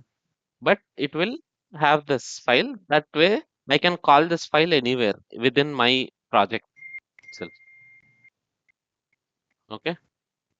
Mhm. So generally it is supposed, you are supposed to have that a file dot underscore underscore init dot py, and actually there will be code within this. So for example, if I open the request library, there will be code inside it. But code, why it will be there and all. See, I have used almost for 5 years. I have been using Python. Almost maybe once or twice I might have written code inside init.py. Almost never will write anything Mhm. inside this. It will always be empty. Why is it so? Okay, I'll tell you why init is also there. Okay, maybe I'll tell you. Okay. So, for example, here let's say I'm writing def abc something. Okay, some Mm, function. Okay, def pqr some function. Okay, then def mm, uh, let's say xyz some function mhm, return. Okay, and then I'm creating few variables. A1 is equals to mm, 5. Okay, b1 is equals to 7. c1 is equals to 8. Okay, then I'm creating another variable d1 is equals to 8, d2 is equals to 9. Okay, so like so if you want to call this variable outside this page, okay, hello, yeah, yeah. if you want to call this variable outside this new file.py, what you will do is you will run, like for example from fill, if I have to call, so what I'll say, from dot new file, okay, import a1, it will import that value. Okay, or Mhm, uh, I want d1, it will import this value. Okay, but let's say I'm doing some functionality here. Let's say I'm writing d3 is equals to xyz. Some function I'm checking, I'm writing some code to see what is the value of d3. But I don't want mhm, this value to compute if it is called from outside my file. Only if it is from within my file, if I call, it will have to run. mhm. Okay. So if I call from here A1, then if I want to call D3 especially, it should not tell D3 is there. Okay. Okay. There is a way to do it. That way is called as if underscore underscore init double equal to underscore underscore main double. And then if I write this code within that if loop, okay.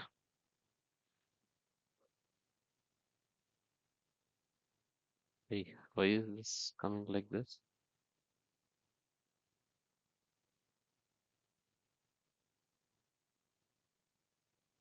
Wait one sec. Hey, am I going mad or what? Oh, sorry. If not in it. Sorry. If underscore underscore name is equals to underscore underscore main underscore underscore. Okay. This is a string. Okay. What this means is when I think I've told you earlier, double underscore means it's a dunder method, also called as magic method. Okay. Hello. Yeah. Okay. So if I call, okay, so Mhm, let me write for define XYZ as print underscore underscore name. Okay. This underscore underscore name is a magic variable that will give you the name of the file actually. Okay. This underscore underscore name will give you the name of the file, which is newfile.py. mhm, Okay. But only if you call it from outside the file. If you call it from within the file, that will always be underscore underscore main. mhm, Okay. So if I run d3 is equals to xyz, it will run this function and it will print name. Okay. So I'm running this. What it will come? See, the name it gives is underscore underscore main. But let me take another example. Call it from a different file. Eh, Okay. Let me call it from fill. Okay. Before that, what I'll do is I'll add a init file here. Okay, init basically stands for initializing. I will not tell why it is this like this. We'll come to this init when we are working on classes. Okay, class will have a mhm. method called init inside it, so that when I'm explaining that, I'll explain this also package in detail. For now, just remember you have Okay. to call it. Okay, so now I'll again make all of this as comment. Now I'm importing from dot new file import. XYZ. Okay, okay, and I'm running XYZ. Mhm. Okay, same like exactly like earlier what I have run, I'm running here. So if I Mhm. run like this, what will happen is it's irritating. So, okay, from new file import XYZ, when I run, it runs this function. It goes to new file and it will run underscore underscore name. It will print this value of name underscore underscore name, the variable. Okay. So when I'm Mhm. running from within the function, so within this code, so what I'll do is I'll clear my screen, okay, and run again from within this file itself. That value will be main. From within any other file, I'll run the same function. The value will be the name of the file. Mhm. Okay, so this will tell you exactly like only if I am running this file directly, run this lines. Otherwise, don't run these lines, kind of thing. Because if this is true only, then these lines will run whatever you write here. Okay, so how is this Mhm. useful? For example, okay, uh, like I said earlier here, for example, I have written a folder structure like this. Imagine I have written a folder. Let me go right here. There's another folder here. Instead of folder 2, let's say there's another folder called emails. Okay. Inside this, I have a file called Mhm. email.py. Okay. And I have another init file. So basically, this is a package Mhm. .py. Okay. So inside this, I have a function called send email. Okay. So let me just write that email file here. So let's say I have a function, as I said, inside that file called send email. Okay. Send email something return. Okay, just return I'm leaving empty, it means it will return none basically. These two are same, return empty or return none is same. So when I Mhm. run this within the file only, it have to send. So I'll send email to someone. Okay, so what will happen is if I run this file from outside, like from here, if I run that file, okay, Mhm. if I import this file or from new file, import new file instead of from new file, if you do import new file. Okay. What will happen is it will run this entire new file until it reaches this point. So it will not run this function. Basically, it will not send the email. Instead of writing this here, if I had written it here, let's say, okay, what will happen is as soon as I import in this folder, it will run this entire file and send that email directly. Okay, let me show you. Okay, example, uh, the function send email has run.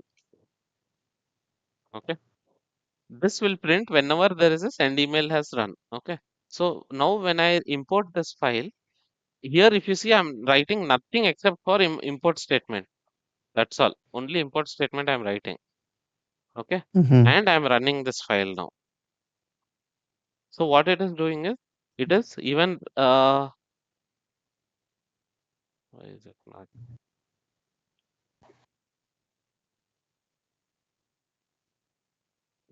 run this way?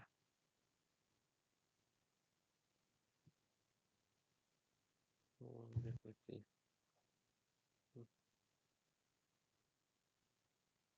See? Okay. Now if I run this, you can see it has already run the function even though I did not call that function directly. Because inside Mhm. this I've called the function here.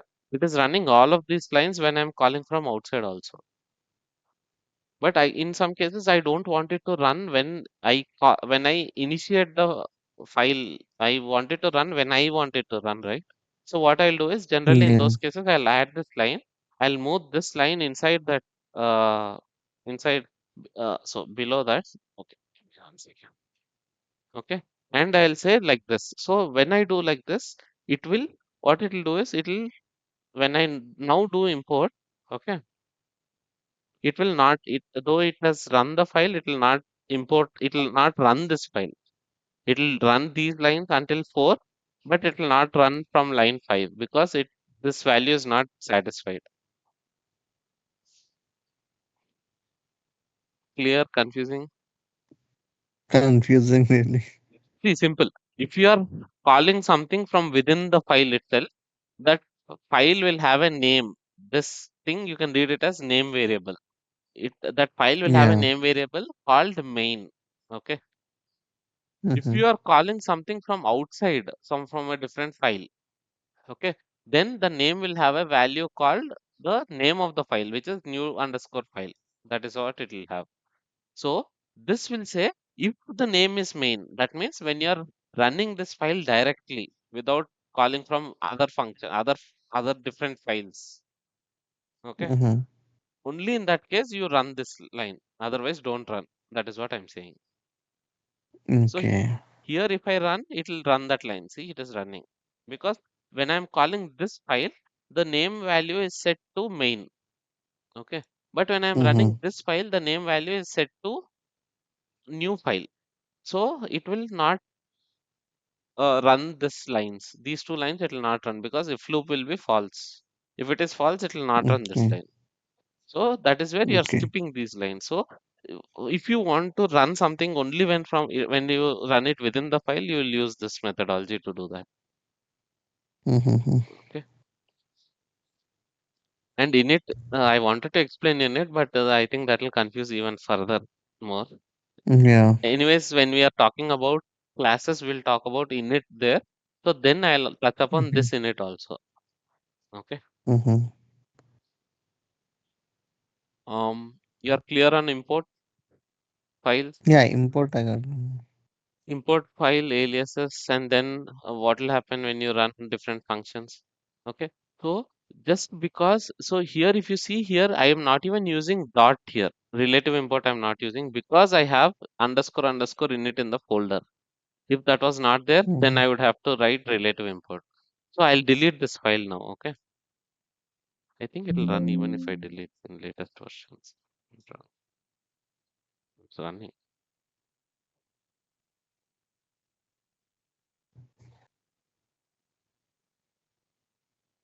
So for now, just remember init is for packages. I'll come back to this init after some time. Okay. Mm-hmm.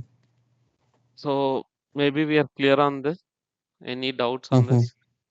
So I would suggest you to. Um, okay. Did you work on strings in W3 schools? I have gone through strings before only. No. Did you go through like dot lower, dot upper, what it is, what why it is, and all Yeah, that? yeah, yeah. Okay. I think from next week we'll go on some advanced topics. So do you want to touch on classes? Hello. Hello? You want which one you saying? Classes. Not now because No, I'm not now. confused. Next week, if I go to classes, we'll let. So you should be enough trained. So I would suggest you to take 1 week gap if necessary. Practice as much as possible on whatever you have learned until now. Then we'll go on advanced topics like classes, iterators, generators. Okay. Mm-hmm. There's one more topic. If you want, I can cover today, but Mm-hmm. which is until now, basically everything you are running is in RAM only. So when you run this file, it runs it in memory and then saves that file. That's all. But actually, you are not changing anything on disk. You are not storing on disk. You are not opening anything in disk. You are not doing anything on disk. You are running it in RAM and then doing it, closing it. That's all. So to work on disk, how do you do it? This is the next thing. I didn't get you what you're saying.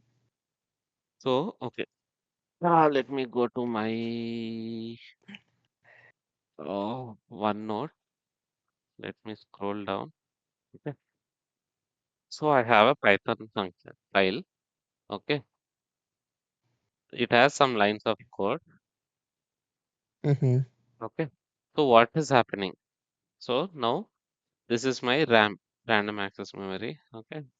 It's like a big address block. Okay. Like this. And this has an address like 0, 1, 2, 3, 4. until you'll have like A, C, A, B, C. So this is generally hex coded, okay? Hex addresses, Mm-hmm. not binary or decimal system. You'll have 0, 1, 2, 3, 4, 5, 6, 7, 8, 9, 10, A, B, C, 8, 9, A, B, C, D, E, F. Then it'll be 10 numbering system. 2, 3, 4, Mm-hmm. 5, 6, 7, 8, 9. Then you'll have A, B, C, D, E, F, and then it'll be 10, 11. So 10 afterwards again, this will be 10, 11, 12, 13, 14, 19, then 1A, 1B, 1C, 1D, 1E, 1F. Then you'll have 20. So this is hex numbering. Mm-hmm. Okay. So generally your address blocks will be hex numbered. Okay. Instead of decimal, Mm-hmm. because you can write a small number in hex and it represents a very large number in decimal, because your base has increased from 10 to base 16. Mm-hmm. Okay. So your address, these are your addresses of the memory slots, okay, different memory locations. So what happens is, Mm-hmm. when you declare something, it will store that value in memory. Okay. When you do something on it, when you operate on it, it will update in memory. Okay. When you do something, it will do in memory. Finally, when you close the file, it will delete everything from memory. So nowhere Mm-hmm. you are actually saving the information onto disk. When it is on a disk only, then the information is saved. So if you restart your Mm-hmm. computer, whatever run you have done in RAM, it's all gone. Okay. Okay. So until now, whatever you're doing it in RAM itself. You are never touching the disk. Mm-hmm. Okay. So how do we touch the disk? So if you do some updates, so for example, that Fibonacci series, if you want to store that in some file, how do you do that? If you want to store it in a text file, how do you do that? If you store in a CSV file, how do you do that? So that Mm-hmm. is the next topic we want to. So there is a keyword called as, there's a function called as open. So you can open a file name as, okay. So what you will do is, generally the wrong way of writing this. Okay. It is not, I'll tell you why it is wrong. Okay. The old way of writing, and let's not say wrong.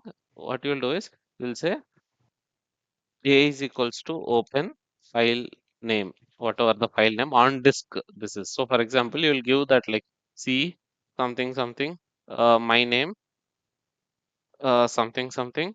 You'll give the file name. Let's say, for example, like requirements.txt. Okay. Okay, and you will open it in different modes. You have these different kinds of modes here. Okay, Mm-hmm. of all the modes, mostly we'll use W, which stands for write, R, which stands for read, B, which stands for binary, A, which stands for append. Okay, Mm-hmm. so when you say RB, it means read in binary format, so read the zeros and ones directly. When you say WB, it means write in binary format. Okay, when you say A, it means append to the file that is already there. Do not delete its content, append to it. When you say Mm-hmm. AB, append in binary format. Okay, that is what it means. So generally, if I Mm-hmm. don't give this, it basically opens it in read format. It will not, you will not be able to write anything to it. Okay, Mm-hmm. so you will do something. Okay, some action, A dot write or read or whatever it is, you will do. Okay, store it to RAM. So value is equals to, okay, then what you have to do is A dot close you have to do. Okay, so what you are doing here is, first you are Mm-hmm. opening a file. Since you did not give anything, Yeah. let me give. Okay, you are opening a file in read mode. Okay, the file you Yeah. are reading it. Okay, entire, so this variable is called as file handler.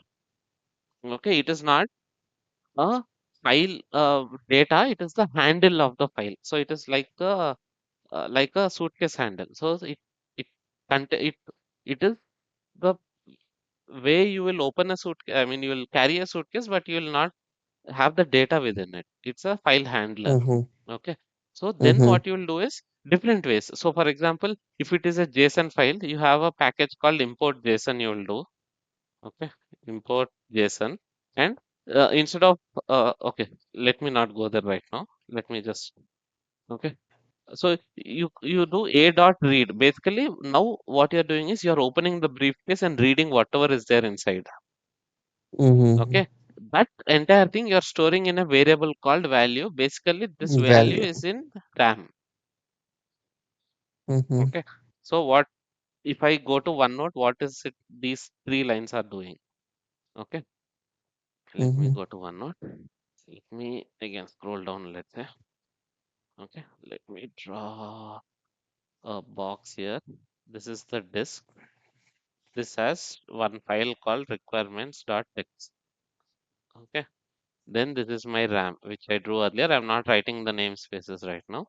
This is your Mm-hmm. Python file. So inside your Python file, when you call open, it will go to this thing. Okay. This position it will take and it will store it here. Mm-hmm. File handle, it will store it here. Okay. The value A. Okay. Then when I say dot read, okay, it will take all the data. It will open this. It will read this. Let's say it has 10,000 lines of data. All this data it will Mm-hmm. store here in maybe one or how many memory spaces it want. It will take that and store. Okay, all of Mm-hmm. this it will Mm-hmm. store, and then this will give the value of value. So this is the value for it. Then when I say a dot Mm-hmm. close, basically it will remove the connection to this file. So this connection will be removed. When I say a dot close, Which this connection will connection will do? be Okay. closed. So when you do Okay. open, you are connecting to a file on disk, right? Mm-hmm. Okay, so let me show this to you maybe. Let me so you have this myfile.txt, right? So let me copy its path. Okay, copy path. Okay. Now if I'm saying open that file directly. Okay. So here I'm saying I'm opening this myfile.txt file. I'll remove this line for now. Okay. Mm-hmm. Okay. When I run this, what will happen is that file handle. Okay. Let me run this in Jupyter Notebook because that will keep it open. I'll run it here. Okay. When I run this line, so if I go to my this location and if I want to delete this file, okay, it's deleting. Okay, I deleted wrong file. Okay, my file name.txt. If I delete this file, it will say I am unable to delete because this is open in Python. So the Mm-hmm. file handle has not closed. That file is not yet closed from the disk. To close that file from the disk, you have to do a Give dot great close. close. Okay, this is Mm-hmm. how you have to do. So every open statement has to have a close statement. So Close. every file handle. So if this is called as a constructor statement, this is a deconstructor for it. So you'll construct a bridge Mm-hmm. to this file. You'll deconstruct the bridge to that file. So that file is free now. You can close that file and you will still have your data. Mm-hmm. Okay. If you open to a JSON file, then you have to close to a JSON file. If you open to a SQL file, you have to close to an SQL file. If you open to a any file on disk, you will have to close that. If you open to a Just we need to write a dot means close and just empty brackets. yes, this is a method on a. Okay. Okay. Okay. So here what is happening is you are opening a file, copying its value to RAM, and then closing the file. Okay, Mm-hmm. clear on this? Yeah. But generally what happens is many people over many iterations they have seen, they forget to close the file after opening it. Mm-hmm. Okay, Mm-hmm. so then in I think the version Python 3.6, 3.7 or 3.8, one of these three versions, there is a new keyword added to Python called with. The keyword is with. Okay, so exactly what I Mm-hmm. have done in the above lines, I am doing it here. Okay,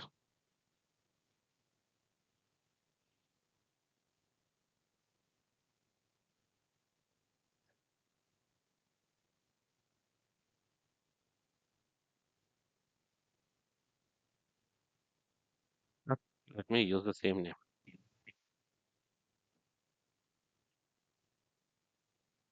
Okay, so these three lines, whatever I'm doing, I'm writing two lines here. Okay, The advantage is that there is no explicit close that is needed.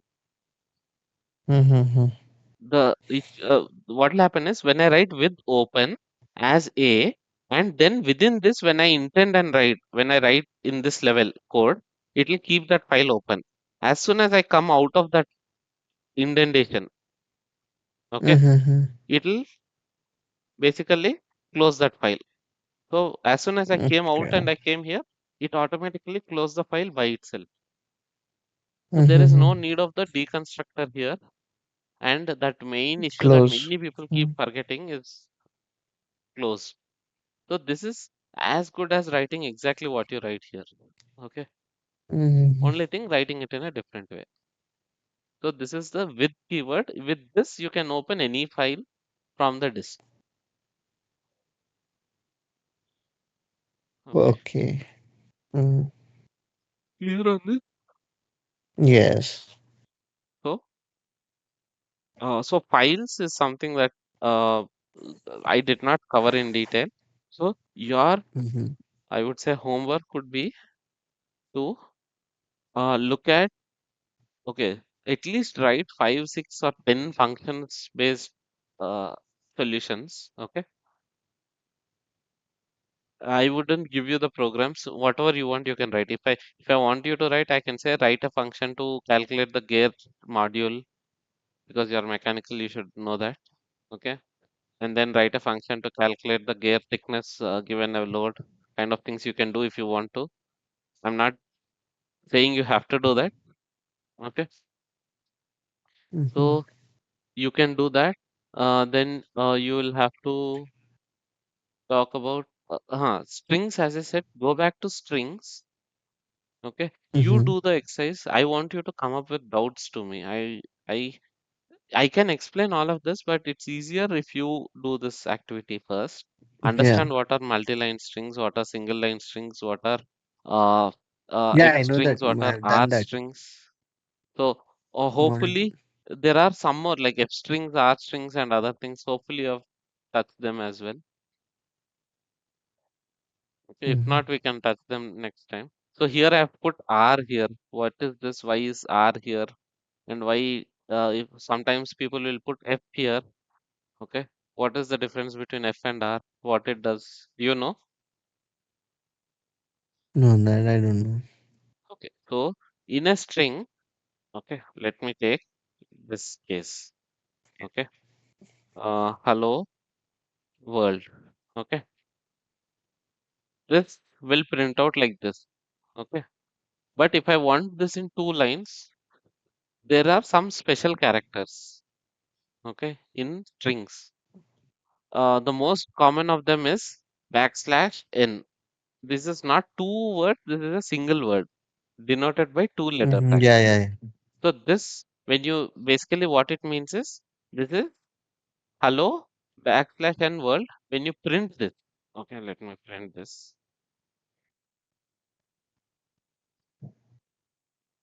What it does is it'll write it in 2 lines because backslash n is taken as a next line character. Similarly, Mm-hmm. there Yeah. are many things.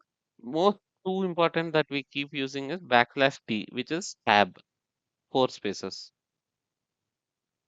backslash t and backslash n. Okay. Mm-hmm.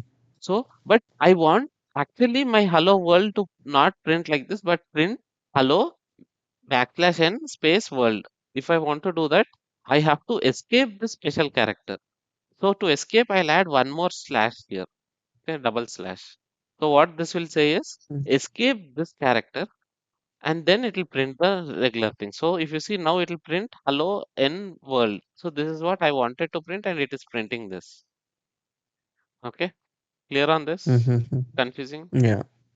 Yeah, no, no. I got it. So this backslash will escape this backslash. So basically these two will become single backslash and then the n will be printed as a normal word.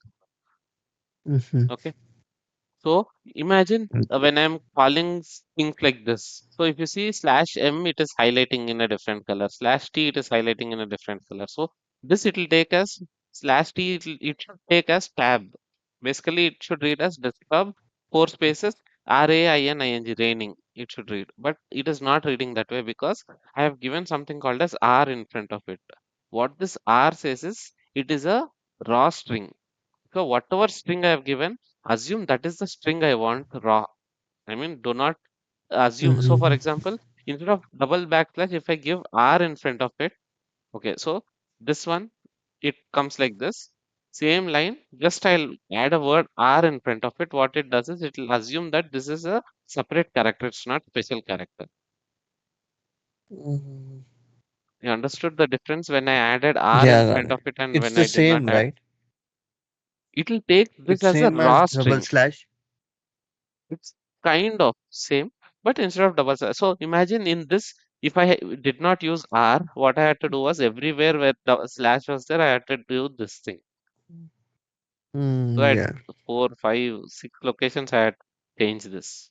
It's headache. If you have a Mm-hmm. bigger thing, it's bigger headache. So easier way to do it is add an R in front and it will say, this is the raw string. Do not assume something because of this.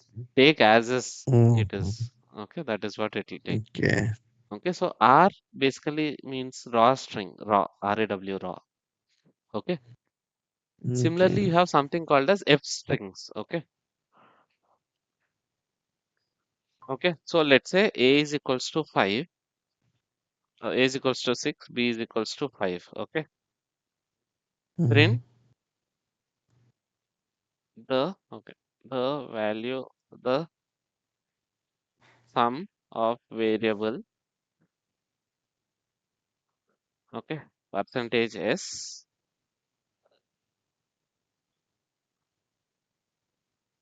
A bracket open percentage S, uh, and B bracket open percentage S is, oh, sorry, I'm giving wrong percentage. Percentage S. Okay, percentage, comma. Then I'll open a bracket and I'll say A, comma, B, comma, A plus B. Okay, and this is not S, this is percentage D.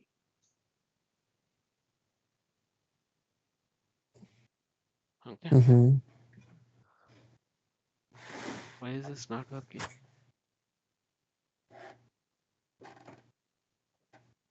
Okay,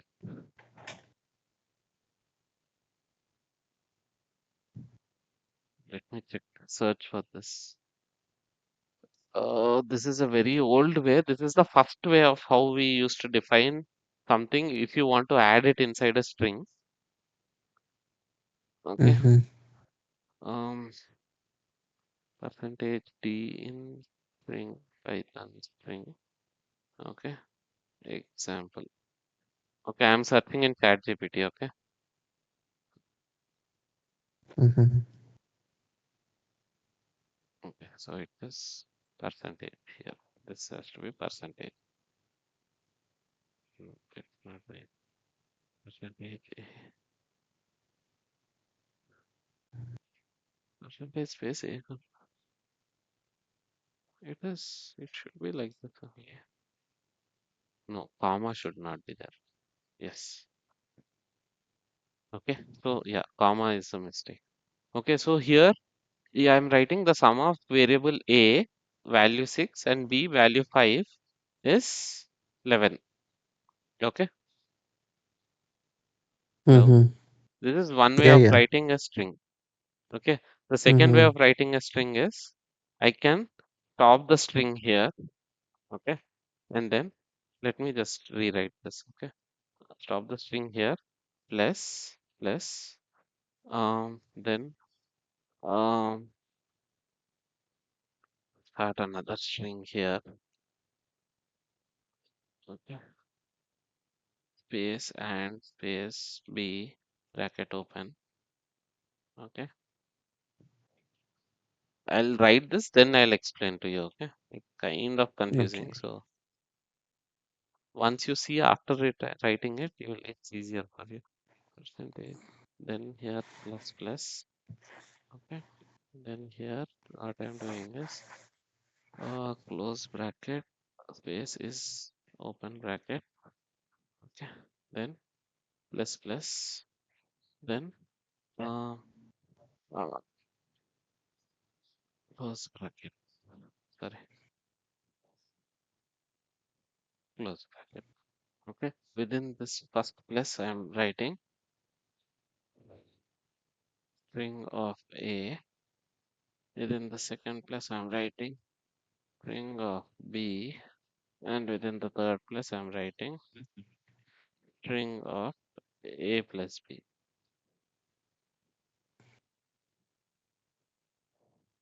Okay. So this is still giving you the same sentence, but writing it in a different way. Okay. So here what I'm writing is Mm-hmm. whatever is the string values, I'm directly writing that as one set. Okay. So this is one set. Mm-hmm. Then this from this brown to this brown as one set, this brown to this brown as one set, and this brown to Mm-hmm. as one set. So all you see between them, I'm adding a character, the integer that is converted to a string. Integer converted to a string. Mm-hmm. So I'm adding plus so that basically it will add this to the string to the string to the string. So it will add all of the strings next to each other and it's kind of appending the string up next to it. Okay. Mm-hmm. So this is one way of pulling in variable values into the string. This is the second way of doing it. Okay. These two look kind of complicated, right?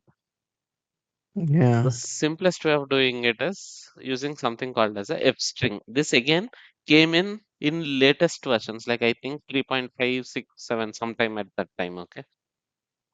So Mm-hmm. instead of doing like this, what you will just say is A, okay, bracket open, close, flower bracket open, A. That's all. Okay, bracket. Instead of percentile D, flower bracket open B. Instead of percentile D, flower bracket open A plus B. Okay, and this is like this. Okay, so this is also exactly the same thing what you have written in earlier too. So here you are saying Mm-hmm. take an integer, place it inside the string, take an integer, place it inside the string, take an integer, place it inside the string. The first integer is this one, the second integer is this one, third integer is this one. Okay, this is the oldest Mm-hmm. way in C and other languages. This is the way you write it. Okay, Mm-hmm. this And is what? Why do we use a flower bracket? I'll come. I'll come to it. So this is the next way where instead of because plus is acting as a concatenation for strings. Okay. So Yeah. what you will do is you will divide the string into multiple parts. Wherever it is not a string, you will convert it into string after your operation is done. Like for example here, after you add the two numbers, you convert that to a string and then you paste it directly. You will get the same thing as earlier. These two are like Mm-hmm. older ways of doing it. This was relatively easier than this one because it, but it looks complicated. It looks longer. Okay. Mm-hmm. The easiest way was the F string way. So what you'll write when you write F, basically anything inside the string within the flower brackets is taken as the variable directly. So what it will do is within this flower brackets, whatever is there. So A, it will search for all the variables A. Array A is 6. So it will directly replace the 6 here. Okay, if it is a Mm-hmm. integer, it will do integer thing. If it is a float, it will do floats thing. If it is a list, it will do list thing, and basically convert it into a string for you. So actually, if Mm-hmm. instead of a is equals to 6, it is 6.0. Okay, the first thing is not doing 6.0 because I've used percentage d here. I think I have to use percentage f here to convert that to a float. Okay. In second Mm-hmm. one also you see directly here since you are directly writing a, so it doesn't matter a is a integer or a float, it will directly give you a string version of it. So that is better than this because Mm-hmm. otherwise you will have to keep changing this percentage f, percentage d, percentage s, s for string, percentage. I forgot also those things. This is the oldest way, and this no one uses nowadays. Almost no one uses nowadays. That is why even I forgot Mm-hmm. what it is. I had to search in Python ChatGPT what it is. Okay, this Mm-hmm. is the latest way where you whatever variable you want to define, you will define it within a flower bracket. So what Python will do is when it reads this flower brackets, it will say, "Array, this is a variable. Where it its value? Okay, 6.0. I'll paste that here." So it will paste that here directly. Okay. Okay, that is the simplest way of writing a string that has variables inside it. Mm-hmm. So these are Got it. different ways of this thing. So this thing is called as an F string. It's called F dash string. Mm-hmm. F string. Okay. Just a heads up, there is a speculation that in the next version of Python, Python 3.14, which will release mostly in 2025, there is a new string called as template strings, T strings, I think. Okay. Even I haven't checked it out. I just heard of rumors that it might come up in the next version. Mm-hmm. Okay. So if you Mm-hmm. want to keep yourself updated with news of Python, in Python generally there is something called as PEPs. These are called as PEP. Okay. So if you search for PEP, okay.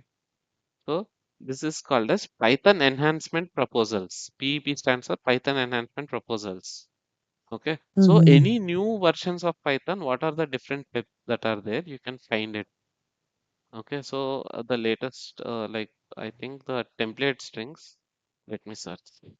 PEP template string. So this is the PEP 750. Is the so someone what will happen is if you want to say, Array Python should do this, this will be good. Okay. If Python is Mm-hmm. having this. So what you will do is you will write a PEP for it. Okay. So here if you see Mm-hmm. the PEP authors are these people. And of these people, this person, Guido van Rossum, he is the one who is the creator of Python. This guy, Guido van Rossum. Okay. Mm-hmm. So he is one of the authors of this PEP. So if you see here, what he'll write is, it will write is, we'll have a new template called T string, okay, which will do something, how it will do, what it will do, and all that they'll write here. Okay. What will happen is, Python Yeah. has something called as a steering committee. Okay, so then this will be open for discussion. So people will discuss on this. Array, this is the advantage if you do this. This is the disadvantage if you do this. This will happen. This will happen. So many people will keep giving their comments and their thoughts on this and their examples, why it is good, why it is bad, and all that. Finally, you have something Mm-hmm. called a steering committee. That's so that steering committee will decide will this go inside the next one or not. So they'll either accept this or reject this. Mm-hmm. Okay, if they accept this thing, then in the next version of Python, the upcoming version, whenever it is, it might be accepted. So that is like the peps when it is. So you don't need to do this pep thing right now, but once you become very comfortable with Python, where you become like kind of a advanced user of Python, you will generally keep track of what is happening in future, what might happen in future, what happened in the past, why this came up. Like for example, as I told, something had changed right when I was telling this might have changed from when I was using it, kind of things. Mm-hmm. So somewhere someone might have created a pep for it. You can read that and understand why they have changed it. Okay. Mm-hmm. So like that. Okay. This is one example just because we are talking about strings and I've heard that they are doing this. I just told you what this is. So in future there could be like this one new version called template T strings. Mm-hmm. It is not there right now. If you do it, it'll throw an error. It might come up. So this is an example. So they'll try this out. They'll have an alpha version release for Python where people will try it out. Then they'll say, Array, there's some issue with this or good or bad. It's very good. It meets its requirements. So then we'll accept it kind of thing. So yeah. Mm-hmm. So that is how